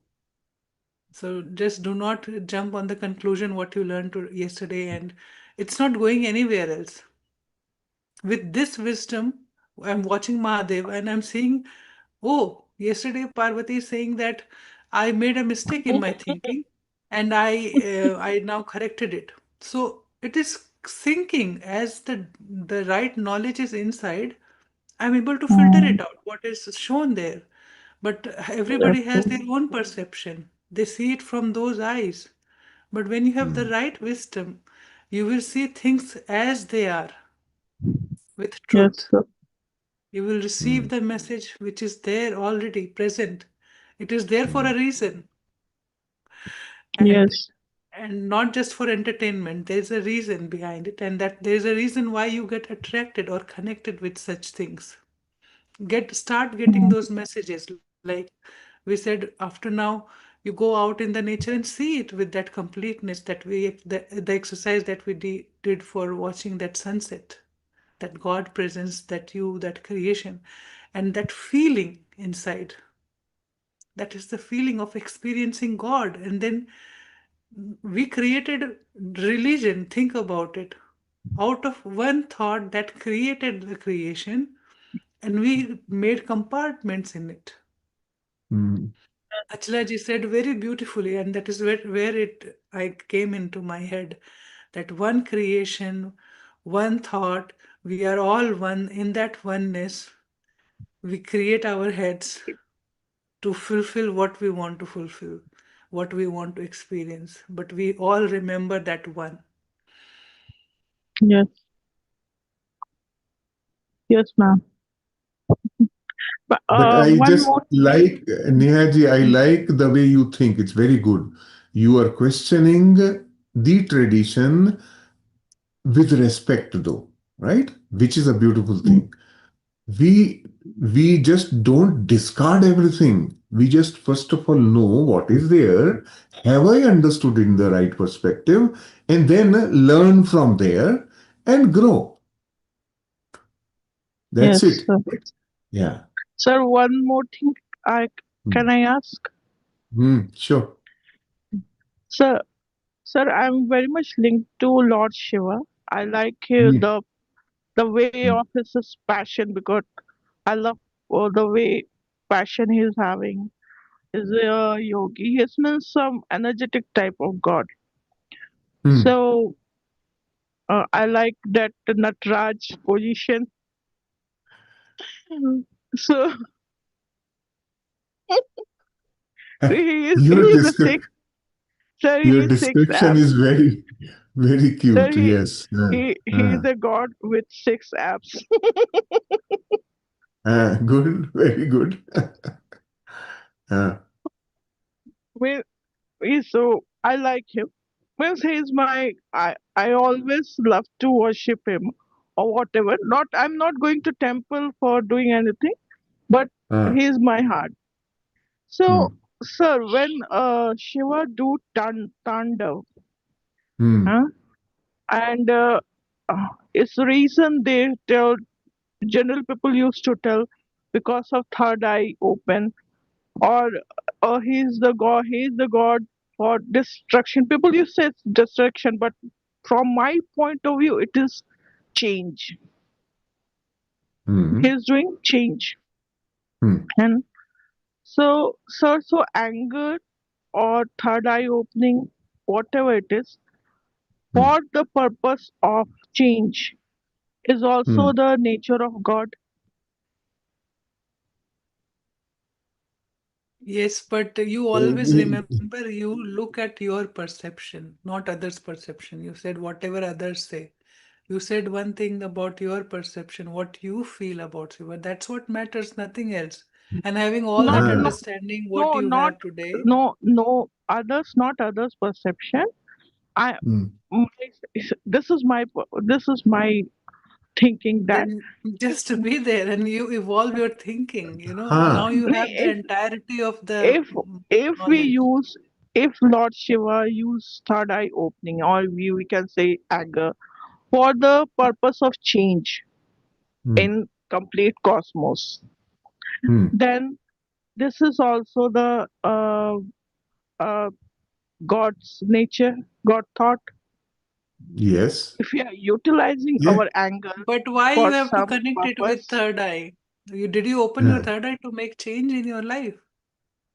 no, And no, if you I'm did asking. that, No, if you I'm did not that, asking. no, don't ask about Not Shiva because Shiva is very personal to you. The six-pack abs is very personal to you. Hmm. no, ma'am. So don't That ask about it. To Ah, somebody, Shiva could be see, okay. something else. So to me, is No, something means else. anger, anger. I worship him, but I don't worship him like this. So That that other anger people perception worship. is your own created perception, maybe from the society, from wherever you have heard the concept of Shiva. Okay. and the understand it from your personal perspective. That is important. Everything else is useless because everybody has their own perception, right? None of the people has actually gone and met him, right? It's No, it's everybody's my own sir. understanding. They are presenting it in their own way, Sir, right? it's my perception that destruction is Ah, also for the change. It's my yes, No, that's that is perception. okay. part of creation. That's God's Ah, yojana, and that's Yes, why we all destruction. die. We Destruction all is also change part the of body creation. throughout the life. That's the part of it. So change is very much in the nature. It's God hmm, quality. It's just us how we see the change. yes. And understand it that what we are learning in this chapter, I will always come back to the chapter. So, what we are learning in this chapter, the entire existence, as we know, is part of one thought. Got created or continues to get created. That thought is still in motion. Now, all the concepts, which includes God as a concept, and every other form of God, all other things in Indian tradition, all those different gods are subsets of one thing called big God. They are characteristics. They are all defined. When you think Shiva, you think of characteristics, right? Qualities. These are the qualities that when these qualities are found in one entity, I call it Shiva. Right? So but is that all the quality of God? No, No, right? So now you understand better. Well, okay, this is only one package, and this package contains 8 billion sets. Mm. He And is a part of he is Okay, the part of one more. Trinity. he is He is One the also more. part One of part more of Trinity. the, reality. he is Trinity, part of, that three too. Trinity, no, three. mm, Nehaji, let me warn even you. that is a, If you keep this perception of Shiva that you hold today, and he will come in front of you and he will leave you, you will not recognize him. So drop that perception and know in your feeling ah, what it is, because I can truly tell you that I have encountered this. mm. So I So know we when have the God to, presence has to come and appear and make you something understand, it will happen. But your perception will keep blocking things and you will not see things like what it is in truth and reality. right, yes. So your perception is a filter.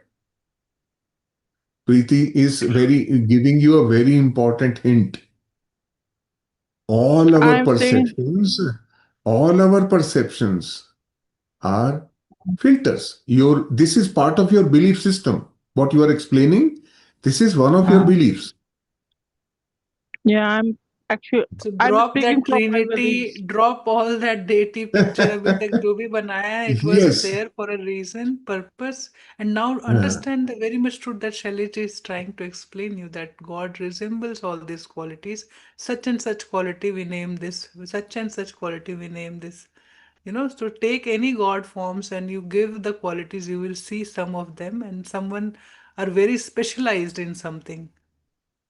So uh, we recognize them with that name, with that speciality. and So, also remember that Shiva is also God. Just like Preeti is also God. Nehaji is also God. Ah, Yes, no difference. how much you can expand on those God qualities? How much you can Huh. be love? How much you can be peace? How much you can be that all knowing intelligence? How much? That I is will also expansion and become. that is I'm infinite. And Shi- and I'm just also Shiva, God. remember, today's when Achalaji was saying, I could see she was holding her in her heart, she was holding the entire universe. The way she said, the line I repeated, go back and look at her.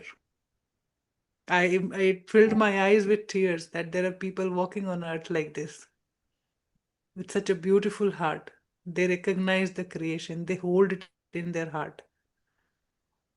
So that heart never complains. So this is the week list all your complaints, judgments, dislikes, your perceptions, your filters, where you don't uh, see any of the traces of God qualities. That doesn't give you anything that is listed in this chapter. So work on that. Leave all the stories behind क्योंकि काम अभी बहुत करना है इस week में. and Shiva is not Yes, just six pack, huh? Shiva is also shivling. There are no packs there. there are like six apps only.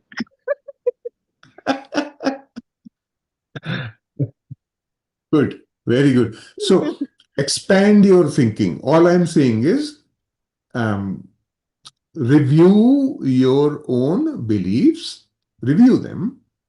I'm not saying reject them, review them with an open mind to now see the truth in it. Yes, When you start seeing truth there, you will automatically witness truth in your experience. And then experientially, you will be able to see, well, okay, now nobody has to tell me what Shiva is. yes. Ah, Thank you, good. sir. Thank you. Thank you. Thank you, sir. Thank you. Thank you. Thank you, Nehaji. So Thank you. I'm putting Mahadev for my mother-in-law. She is watching that serial, and sometimes I will appear, and I am really amazed.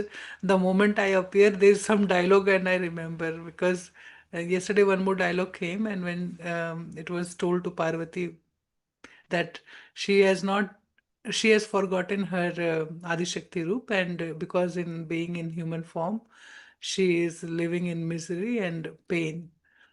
So then she has to purify herself. Then the gyan that was given was that Shiva is inside you, Tattvamasi, tum wahi ho. So that those dialogues, they come like as if what we are reading, what we are practicing is coming from other channel too, right? So it is so much connecting, and I thank for those moments where the reminders are everywhere, and it is just to hold, what else you are looking for.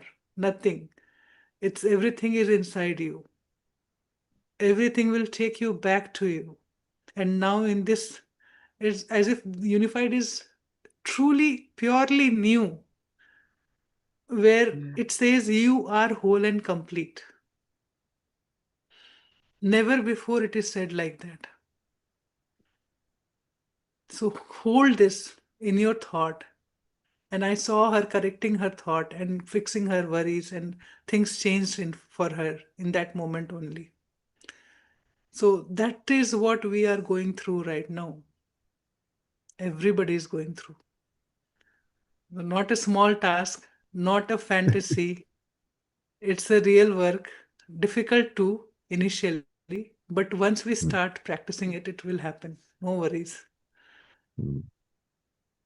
And also remember, very good thing that Nehaji asked about this thing, because sometimes when we are looking at our belief systems, the correcting thoughts are part of belief system, and in our belief systems we have a segregation, classification there. Everything associated with God is good. Don't look at it again. Ah, everything is on the table. Everything is on the table. Good or bad, doesn't matter. So when you are looking at correcting thoughts, good thoughts are included in that, not excluded. Likes and dislikes, good and bad. Everything, likes as well. Yeah. So yeah. Today Okay. in my Yes. meditation, I wrote a few things that I guided. Like I said, I am afraid of, and then I left a blank space. There's a dash, so you can make note. If you can go back to the meditation, you can put that together.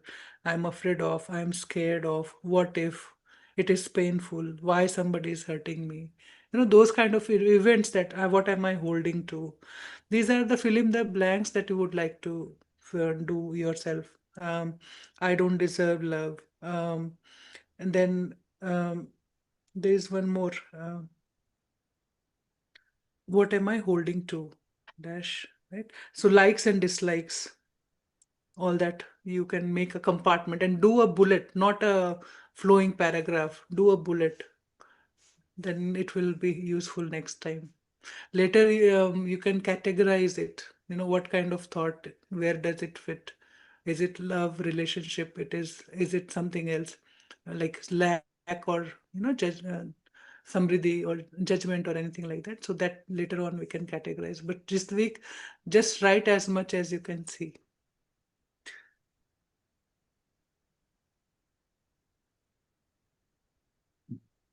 Good. Yes, Grace ji. Thank Yeah, good morning, Shailesh ji, Preeti ji, and everyone Morning. else there. Happy Yeah, to see I you. know. Like from today's chapter, I'm thinking like I need to be here every day because I really want to like enjoy, feel it, and encompass everything in me.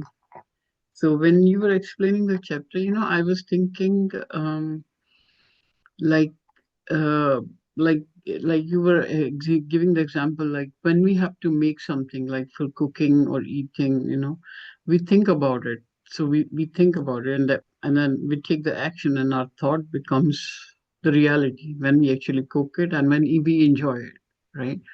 And then I was thinking, like when God creates, when God thinks, what action does God take, did God take to create us? Just like we cook, we take the action and then we cook our meal. But Mm. what is the action that God takes when the God thinks? when the God thought, that single thought. Mm. And then I was thinking, because as we were going, that when we are in the God's qualities, we think in the God's qualities, and then we take some action, then that gives us the pleasure, the God's qualities experience. And then I thought, because when we think about the God's qualities, that quality is not a thought. It's an intention. What is your intention? Like how much you It's a are, feeling, yeah, how much feeling. you are, yeah, yeah. And like sometimes if I take the intention that I'm taking a good action, like, but my intention is wrong. If I want to hurt someone, maybe it's benefiting me, but not the other person. So my intention is bad. So eventually it will give me a bad experience. Maybe today, maybe tomorrow, when I actually realize what I did to someone else, right? But when God is a quality, because like God is not the flower. God is the fragrance, the quality, right? So God is the quality, then God doesn't need to take any action because it's an intention. It just happened with one thought, with one spark. It just happened. Mm. So God didn't have to take any action. And that's how, if we are in the God's qualities, think about it, then we do the least action and we get the more results. Maybe that's why, because we are rooted in that quality. So even our actions reduce. Even our sometimes suppose they have that intention right away. Oh, I want to eat this, and I cook it. And sometimes I don't cook it. Somebody comes and gives it to me, my neighbor or something. So Mm. that's my intention. And even if I cook with good intention, with good qualities thought, I take in anything, I take least action. And the least action will gives me more results and more happiness, more experience of the God quality. So that's what I understood today. Like God didn't need to take any action because there's no action. It's just that spark of that quality which is love. That spark Mm. that created like everything like that, right? Yeah, Yes. yeah. How about um, Eh, yeah, this whole thing is still in the thought stage? yeah. Because To us, I am to those who not are us. in the thought, it feels like Yeah, creation, yeah, but it is actually not there. Then yeah. it is still in the There thought. was one more. Yeah, there was one more thing. Like because the even Preeti you were just saying, because God created, and then because us, so we know how to access God. And also I think yeah, and also the free will, the concept of free will. And even in the free will we choose whether anger or love. So when God created with that intention, so God also created the free will, but God also created, even with the free will, the anger and that. And it's up to us what we access. It's like whatever we want to make, it's already there. We just catch it, right? So the same way, when the God created the world with intention, love intention, God also created the free will. And in that free will, God also created grace will get angry at this moment, or grace will get love at this moment. You're It's up to mixing your grace. free will there. Your choices Yeah, you are and Mhm. it's mixing. up to grace. God quality में anger नहीं है. There is no anger there. Yeah, Yeah. yeah, but the free will is there, right? But the But free in will the is there free and will, you created anger when you were not fulfilled your God qualities. yes, When yes, you looked but outside and somebody made you less, you yes, felt anger. but when God created the free will, Mm. in that created, because the options were created by God, but but the free will was the major Options thing, which is was only there was only option of God qualities. So when I made okay. with love, I am completely, my total existence, even the whole entire existence is love. I am made with love. My experience should be love. But then I have a Yes. mind, I have a filter which cannot comprehend the vast universe, the entire existence in front of me. So when I see a mountain in front of me and I become fearful, how would I go Yeah. past this? I think as a block, somebody is stopping me. There the judgment comes, there the perception comes. There we lose this non judgmental quality. And then we start creating our own creation with our own free will. So we are co creating. We are saying that God created one thought that created everything, but we are giving fire to that every time as we are coming and going, creating several experiences. We can see only if we take our mythology, where even Sati is evolved, since we are talking about Mahadev. Sati evolved to Parvati and then further Kali and all that. So that one form, that purest form of Adishakti took many forms, right? So that is Mm-hmm. how everything is evolving in itself to fulfill that experience. What experience Sati had, Parvati didn't had. New experiences are getting created, and it is continuing still. We're still continuing that journey, and we all have come from that wholeness, that Adishakti that we call, that everything is born there, and we have all the qualities. And now, how much we can access to them, how much we can live Yeah. to it, Yes. Yes. Yeah. especially in this world where there's only fear outside. If you go and meet people, they will only talk about fear. How can you be light in that time? That is where you are strongly dig or rooted into God qualities. That is where you need to send love. Yesterday in Hindi session, beautifully Shaileshi said, if you see there is not cleanliness, there is mess around, it is your time to send love. Yes. And the way I was trying to say is that there's a free will created by God, and in that free will, like what I am understanding, maybe just correct me if I'm wrong. And in that free will God created, you can think negative, you can think positive. It's up to you. It's your free will. And when I choose something negative, because God knows that God created free will and God created negative, positive, as per with love, even that with love, and God is watching. Oh wow, see, I created negative, positive. Grace, you chose negative. What to me? I'm just watching the drama. Do it.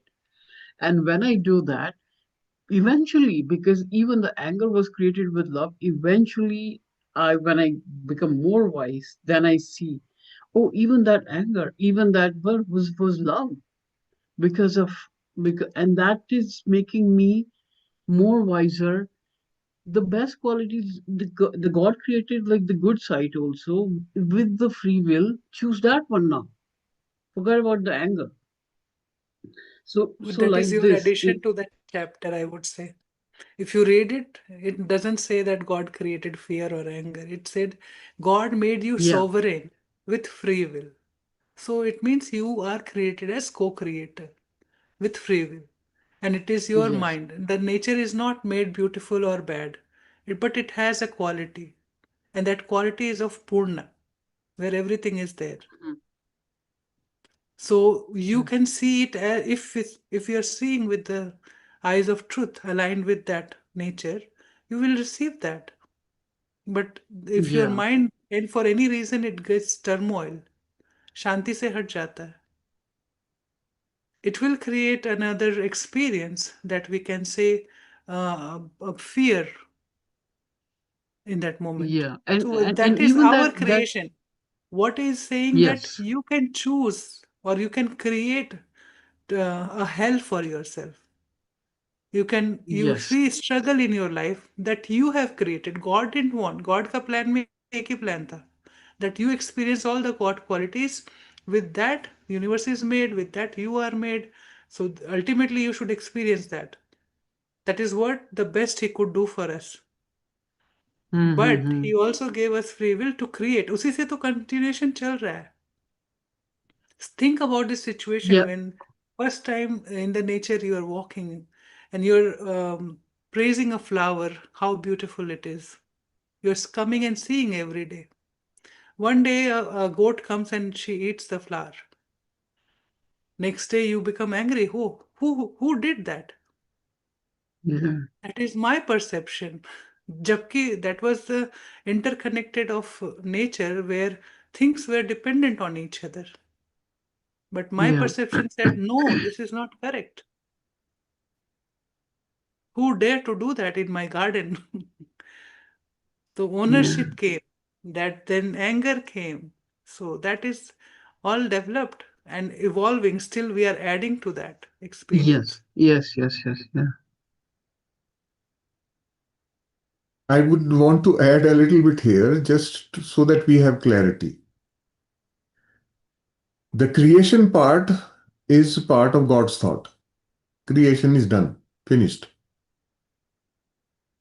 What we are doing, we are also given the ability to create, but what we are creating is experience.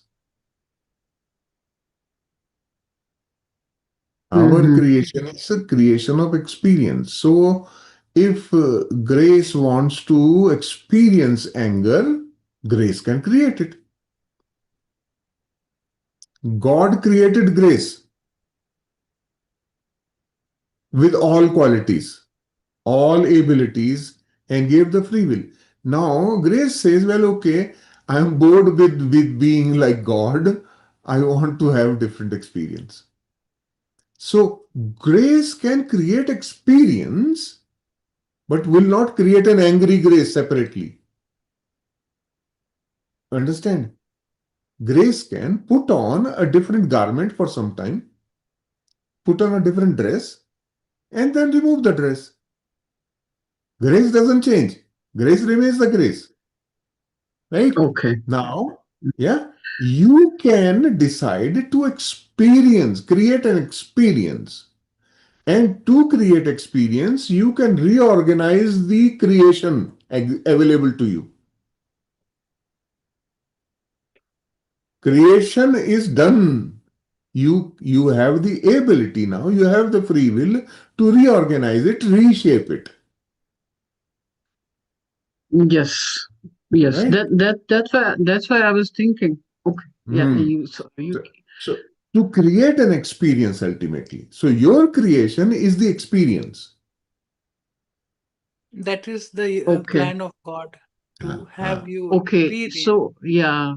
Okay. So Even what I this was line is saying, there just in like the chapter. If you see, yeah. if you create a miserable experience, it doesn't say Yeah. you are a misery, you are a sad person, you are Yeah. misery, Ah, right? So it says that. we created the experience which is temporary, so it's not the truth. That's why Okay. if it is not the truth, it is called illusion. Yeah. It's like I would say if I want to create an experience of eating a samosa, so samosa Hmm. has to be there, and I will eat Right. it, and that's I Ah, will get the experience. So correct. if I want to get the experience of anger, so anger is somewhere there. It's just Ah, my permutation combinations that is creating that and creating that experience in my life, right? correct. So once again, if you Yeah. boil down everything to energy level, then samosa is a form of energy. Yes. Anger is also another form of energy. Yes. And both are created from thought. Yes. Or We you are, But put it as you humans, yeah. we are expert manipulators of energy. We Yes. manipulate energy to create experience, Yes. Okay. right? So sometimes that energy manipulation is in the realm of matter, physical. Sometimes it is in the realm of emotions. It's just Okay. place is different, the realm is different, but creation is through manipulation of energy only. somebody Yeah. made So it's samosa. Samosa was Hmm. yeah. not there before, but somebody made samosa with a thought. Okay. Yes. And then you created the experience by having that samosa, whatever it is. Yeah. So anger was Yeah. not there, but you created it. Samosa was not there, but somebody created it with love. So you have to take Yeah. this paragraph intensely. वो है जिसमें सारा God qualities लिखा है. Read that paragraph, and then it will take you. Go step by step. Connect those flow. mm, You will see it is telling you clearly that you are made to live in heaven. You are made mm, to live Yeah. all the God qualities, but you are not Yes. doing so by your choice. Your ah, point is good that okay, who created anger? You created anger. I created anger. We created Yeah. frustration and fear. That is our creation in illusion. That is not truth Yes, because that is never but we permanent. create the anger only because we have the ingredients available somewhere, right? So out of love only, you can say the attachment is out of love. Angry mm, person is out of love, he is getting angry. The love mm, for that flower that was eaten by a goat is making me angry. Yes. Oh, so there's a hidden, there, the root is love, but it is manipulated differently. Yeah, that's what I was saying. Even if you're doing some kind of angry thing or some kind of like the bad thing, killing or whatever, eventually you will realize it will lead to that love only. It's like God gave you, or maybe the other way to explain, God gave you the clay. It's up to you. You want to make it like a demon out of it, or you want to make it, Lord Shiva with muscles out of it. you know. mm. Yeah. Your The point is very the valid. Yes, and that is very good. That is how we can accept others and not being non-judgmental. When I'm seeing mm, Yeah. somebody, some father getting angry on a son, or somebody being very rude or harsh, we can truly see some attachment. Attachment is another form of love which is manipulated. थोड़ा Yeah, सा and mixed energy आ गया. I have seen a couple of examples where the fathers were kind of really abusive to the children, and when they grow up, when it's the last time of the father, they are regretting, they are repenting. Why did I do that? Maybe they may mm, be life reflecting or whatever. I don't know the reason, but they are apologizing to their children. So eventually, even if they were getting angry out of love, they realized that there was another way which they could create with God's qualities of treating the child with love instead of anger. Right? ah. Wow. Many of those things happen because of their belief system, though. Even Yeah. at the last moments of life, you are still driven by the mind, right? So it's part of the belief system, whatever beliefs they have, good and bad. When we understand the creation as one thought of God created everything, what does that really mean to me? Then I begin to understand love very differently, right? Mm. Understanding love in all inclusive, all encompassing. It includes all aspects of love, Okay. which Mm. includes anger, which includes attachment, which Attachment, includes everything, control. right? Yeah. All that. Yeah. So we are learning love through different experience of different aspects of love. Yeah. That And is and, why and we create, that is why yeah. we create anger. We create jealousy so that we understand one more aspect of love. Love is not all good, good, good, good, not all Yes. comfortable, right? That is how we have to understand. Love is all encompassing. It is People the don't dare to make in Hmm, and go in love because it puts in so much pain, feeling of Mm. separation and all that. So that hmm, is That's why not people easy. that's how people justify getting angry, killing hmm, people, because behind that they think that they are loving something else, and that's why they Something, need hmm, to do yes, this. out of thing. Right? hmm. And they are creating their own experience, though. In the process, Yes. they are also learning from that experience. They will So, not do it again. initiator is their love. Their love initiated anger. Then they created an experience from anger. Yeah. Right? And from that experience, they learn and they know the characteristic, one more characteristic of love. Yes. Right? Wow. So One we more this petal open. this is, yeah, the more we become in acceptance mode, when we start accepting anger, it starts merging with, it starts, whatever aspects you start accepting, it goes and attaches to the main understanding that you have. Then it's Yeah. no more separate. I can see that in myself. When I started accepting anger between son and father, I started seeing love in those moments where I used to get frustrated why we have to talk like this to make them understand. If I am not taking that harmonious step, how the other person will learn, right? But that is my acceptance of things. And then automatically it shifts the other person into awareness. It was my energy Yeah. also giving that, I was encouraging that energy basically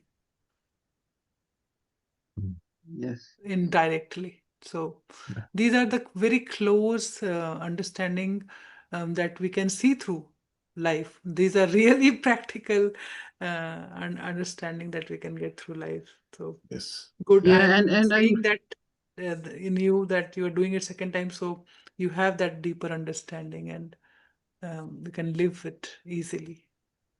yeah. Hmm. And I notice in these kind of situations, even if I don't say anything or interfere, if I just say, okay, sending you love and light, and everything just automatically changes right away. Hmm. Hmm. You are in your heart space. That is how. If you so do it, the mind say it won't happen. Yeah. Or If you yeah. want to do some अपना business बनाना है, then it won't happen. You are doing it, Yeah. feeling it, and then you are saying it. Then just send love and light to everything with Yeah. all your That. heart, all Yeah. your. Yeah. That's the Yeah. difference. And I With the good intention of the God intention, the love and service and yeah. Yeah. Yeah. I have that the experience. intention is man-made. You have to make it.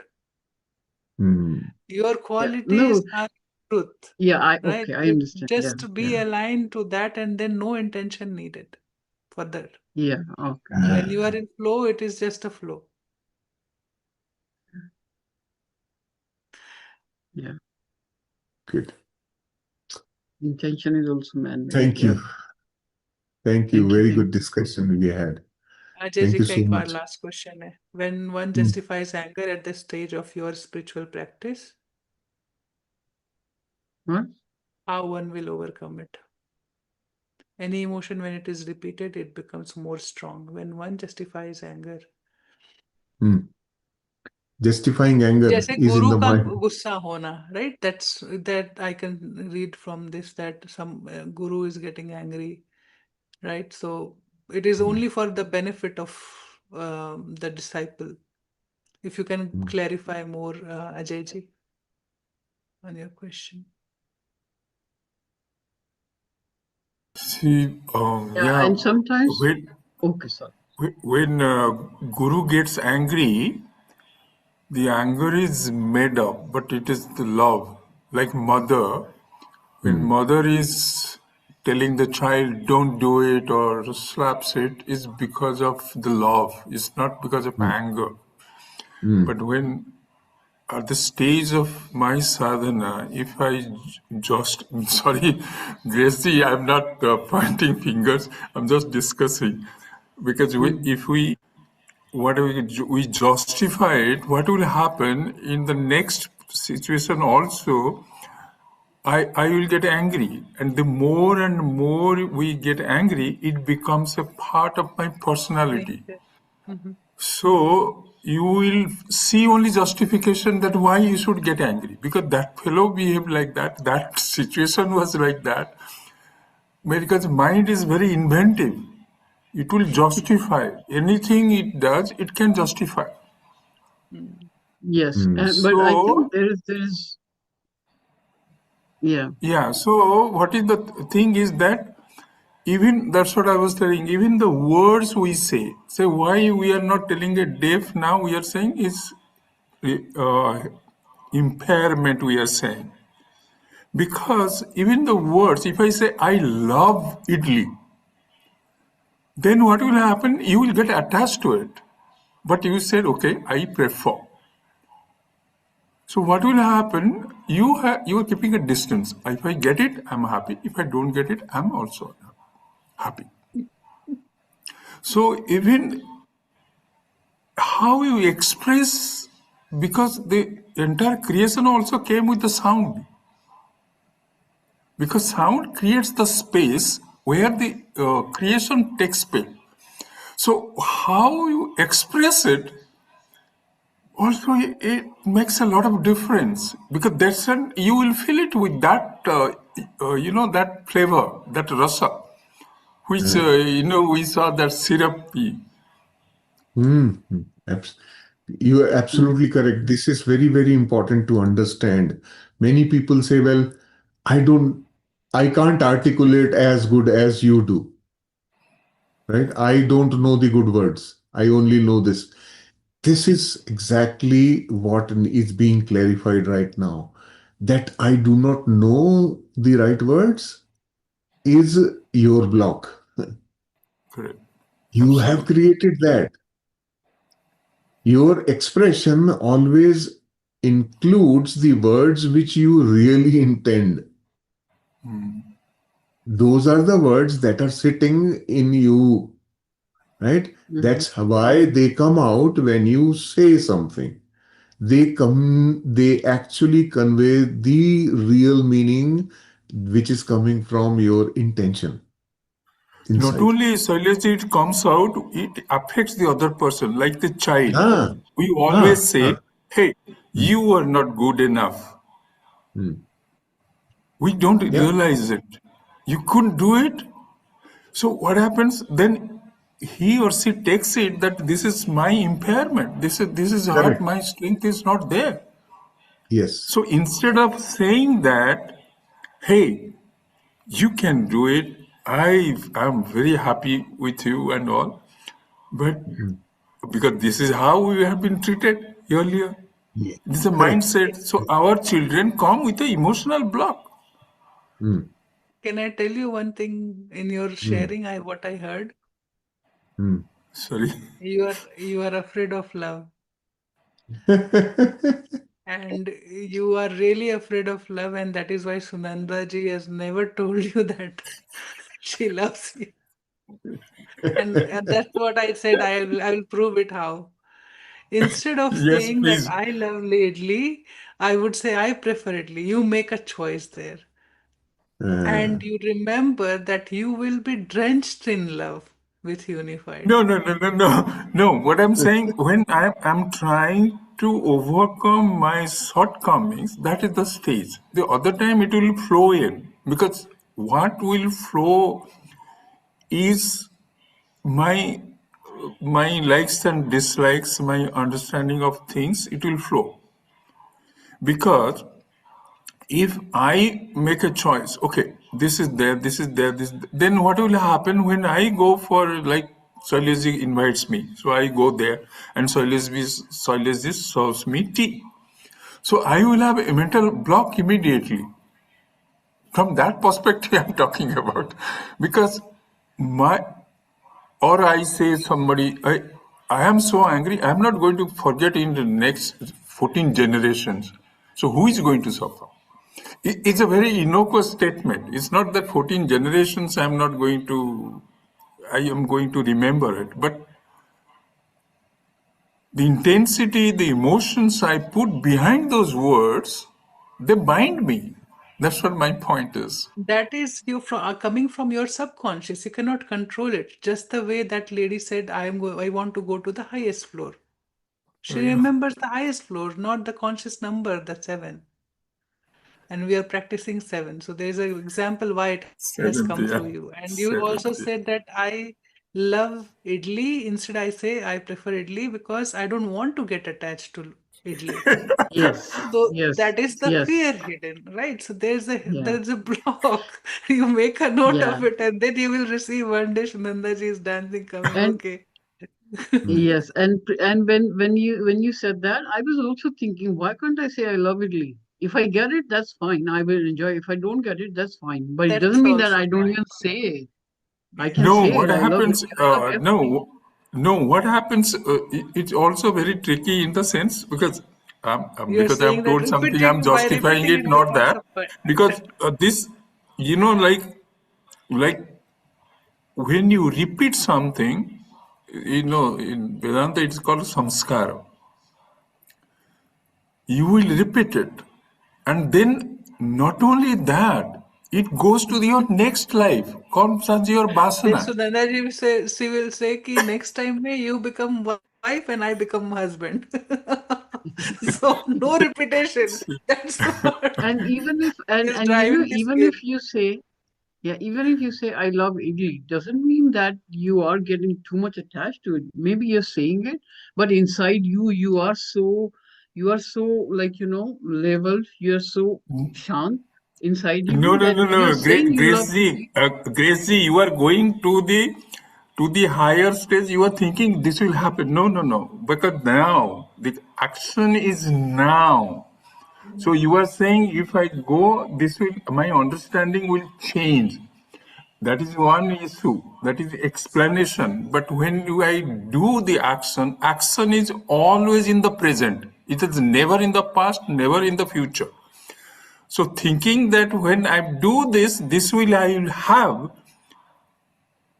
that is where the problem starts. No, no. What I'm saying is whatever I say from my mouth, because we are living as a human being. Even if I say my name is Grace, that's again an ego, right? Because my real identity is something else. So whatever I say, no matter if I love Italy, I don't love Italy, whatever, as long as I'm still in myself, it won't create that effect of desire or attachment. But if I say I love Italy, I can say it. I love Italy. It's a different thing if I get it or not. But No, just to avoid. Ajay ji is trying to tell how love becomes attachment just by repeating it. yes, But if you want to remove that attachment, fear वो आ रहा है, तो you can just say, I love Italy and love is all. Everything is love. You know, yeah. I love Yeah, everything. Other than that, you can take 5 more names. From the Why heart yeah, not? space, if you are Why doing not? it. Why not I yeah, from see heart. love in everything and everywhere? You open Yeah. yourself with love and then see Sunanda ji agreed to me.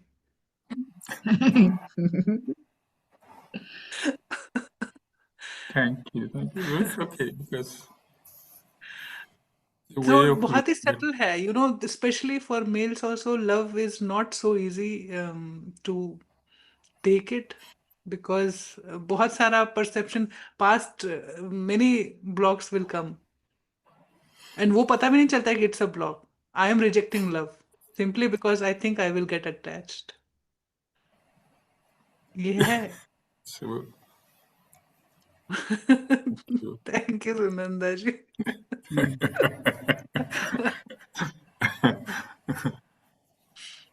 Excellent. thank you, thank you. As today is my God, he Very says already. beautiful discussion though. I'm just loving this angle that Grace added and you added, that how love transforms into attachment. Mm. And this chapter itself is so deep. There is a lot to go through. So take time, अच्छा, digest slowly. Yeah. Ajay ji has, for him, it is fourth day. He's done the Hindi side also. So Yes. he's got a good digestion, good हाँ. grip of it. But it will slowly come. Okay. Yeah. सोचो कि when we are in week 7 we are learning this. What is Hello. there in week 10, 11, 12, Yes. 13, 14? Yeah. It is amazing that is going to open up. Thank you. Very good. Thank Thank you. चलिए इसको को भी session end करना है, so we'll conclude today. Okay. We'll meet again Yeah, yeah. tomorrow. Thank you. you.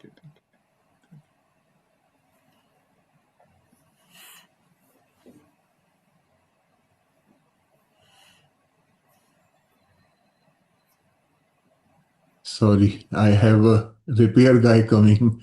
It's in half an hour, so yeah. All right, so we can bring the session to a close for today. Let's come together tomorrow again and go through the chapter further. In the meantime, bring more insights into the chapter. Read through. The more you go deeper, the more things will come out, and we can always continue our discussion tomorrow. So wish you all the best. Tomorrow we'll go through the workbook also, activity workbook. That will help in creating more insights. Okay. Thank you.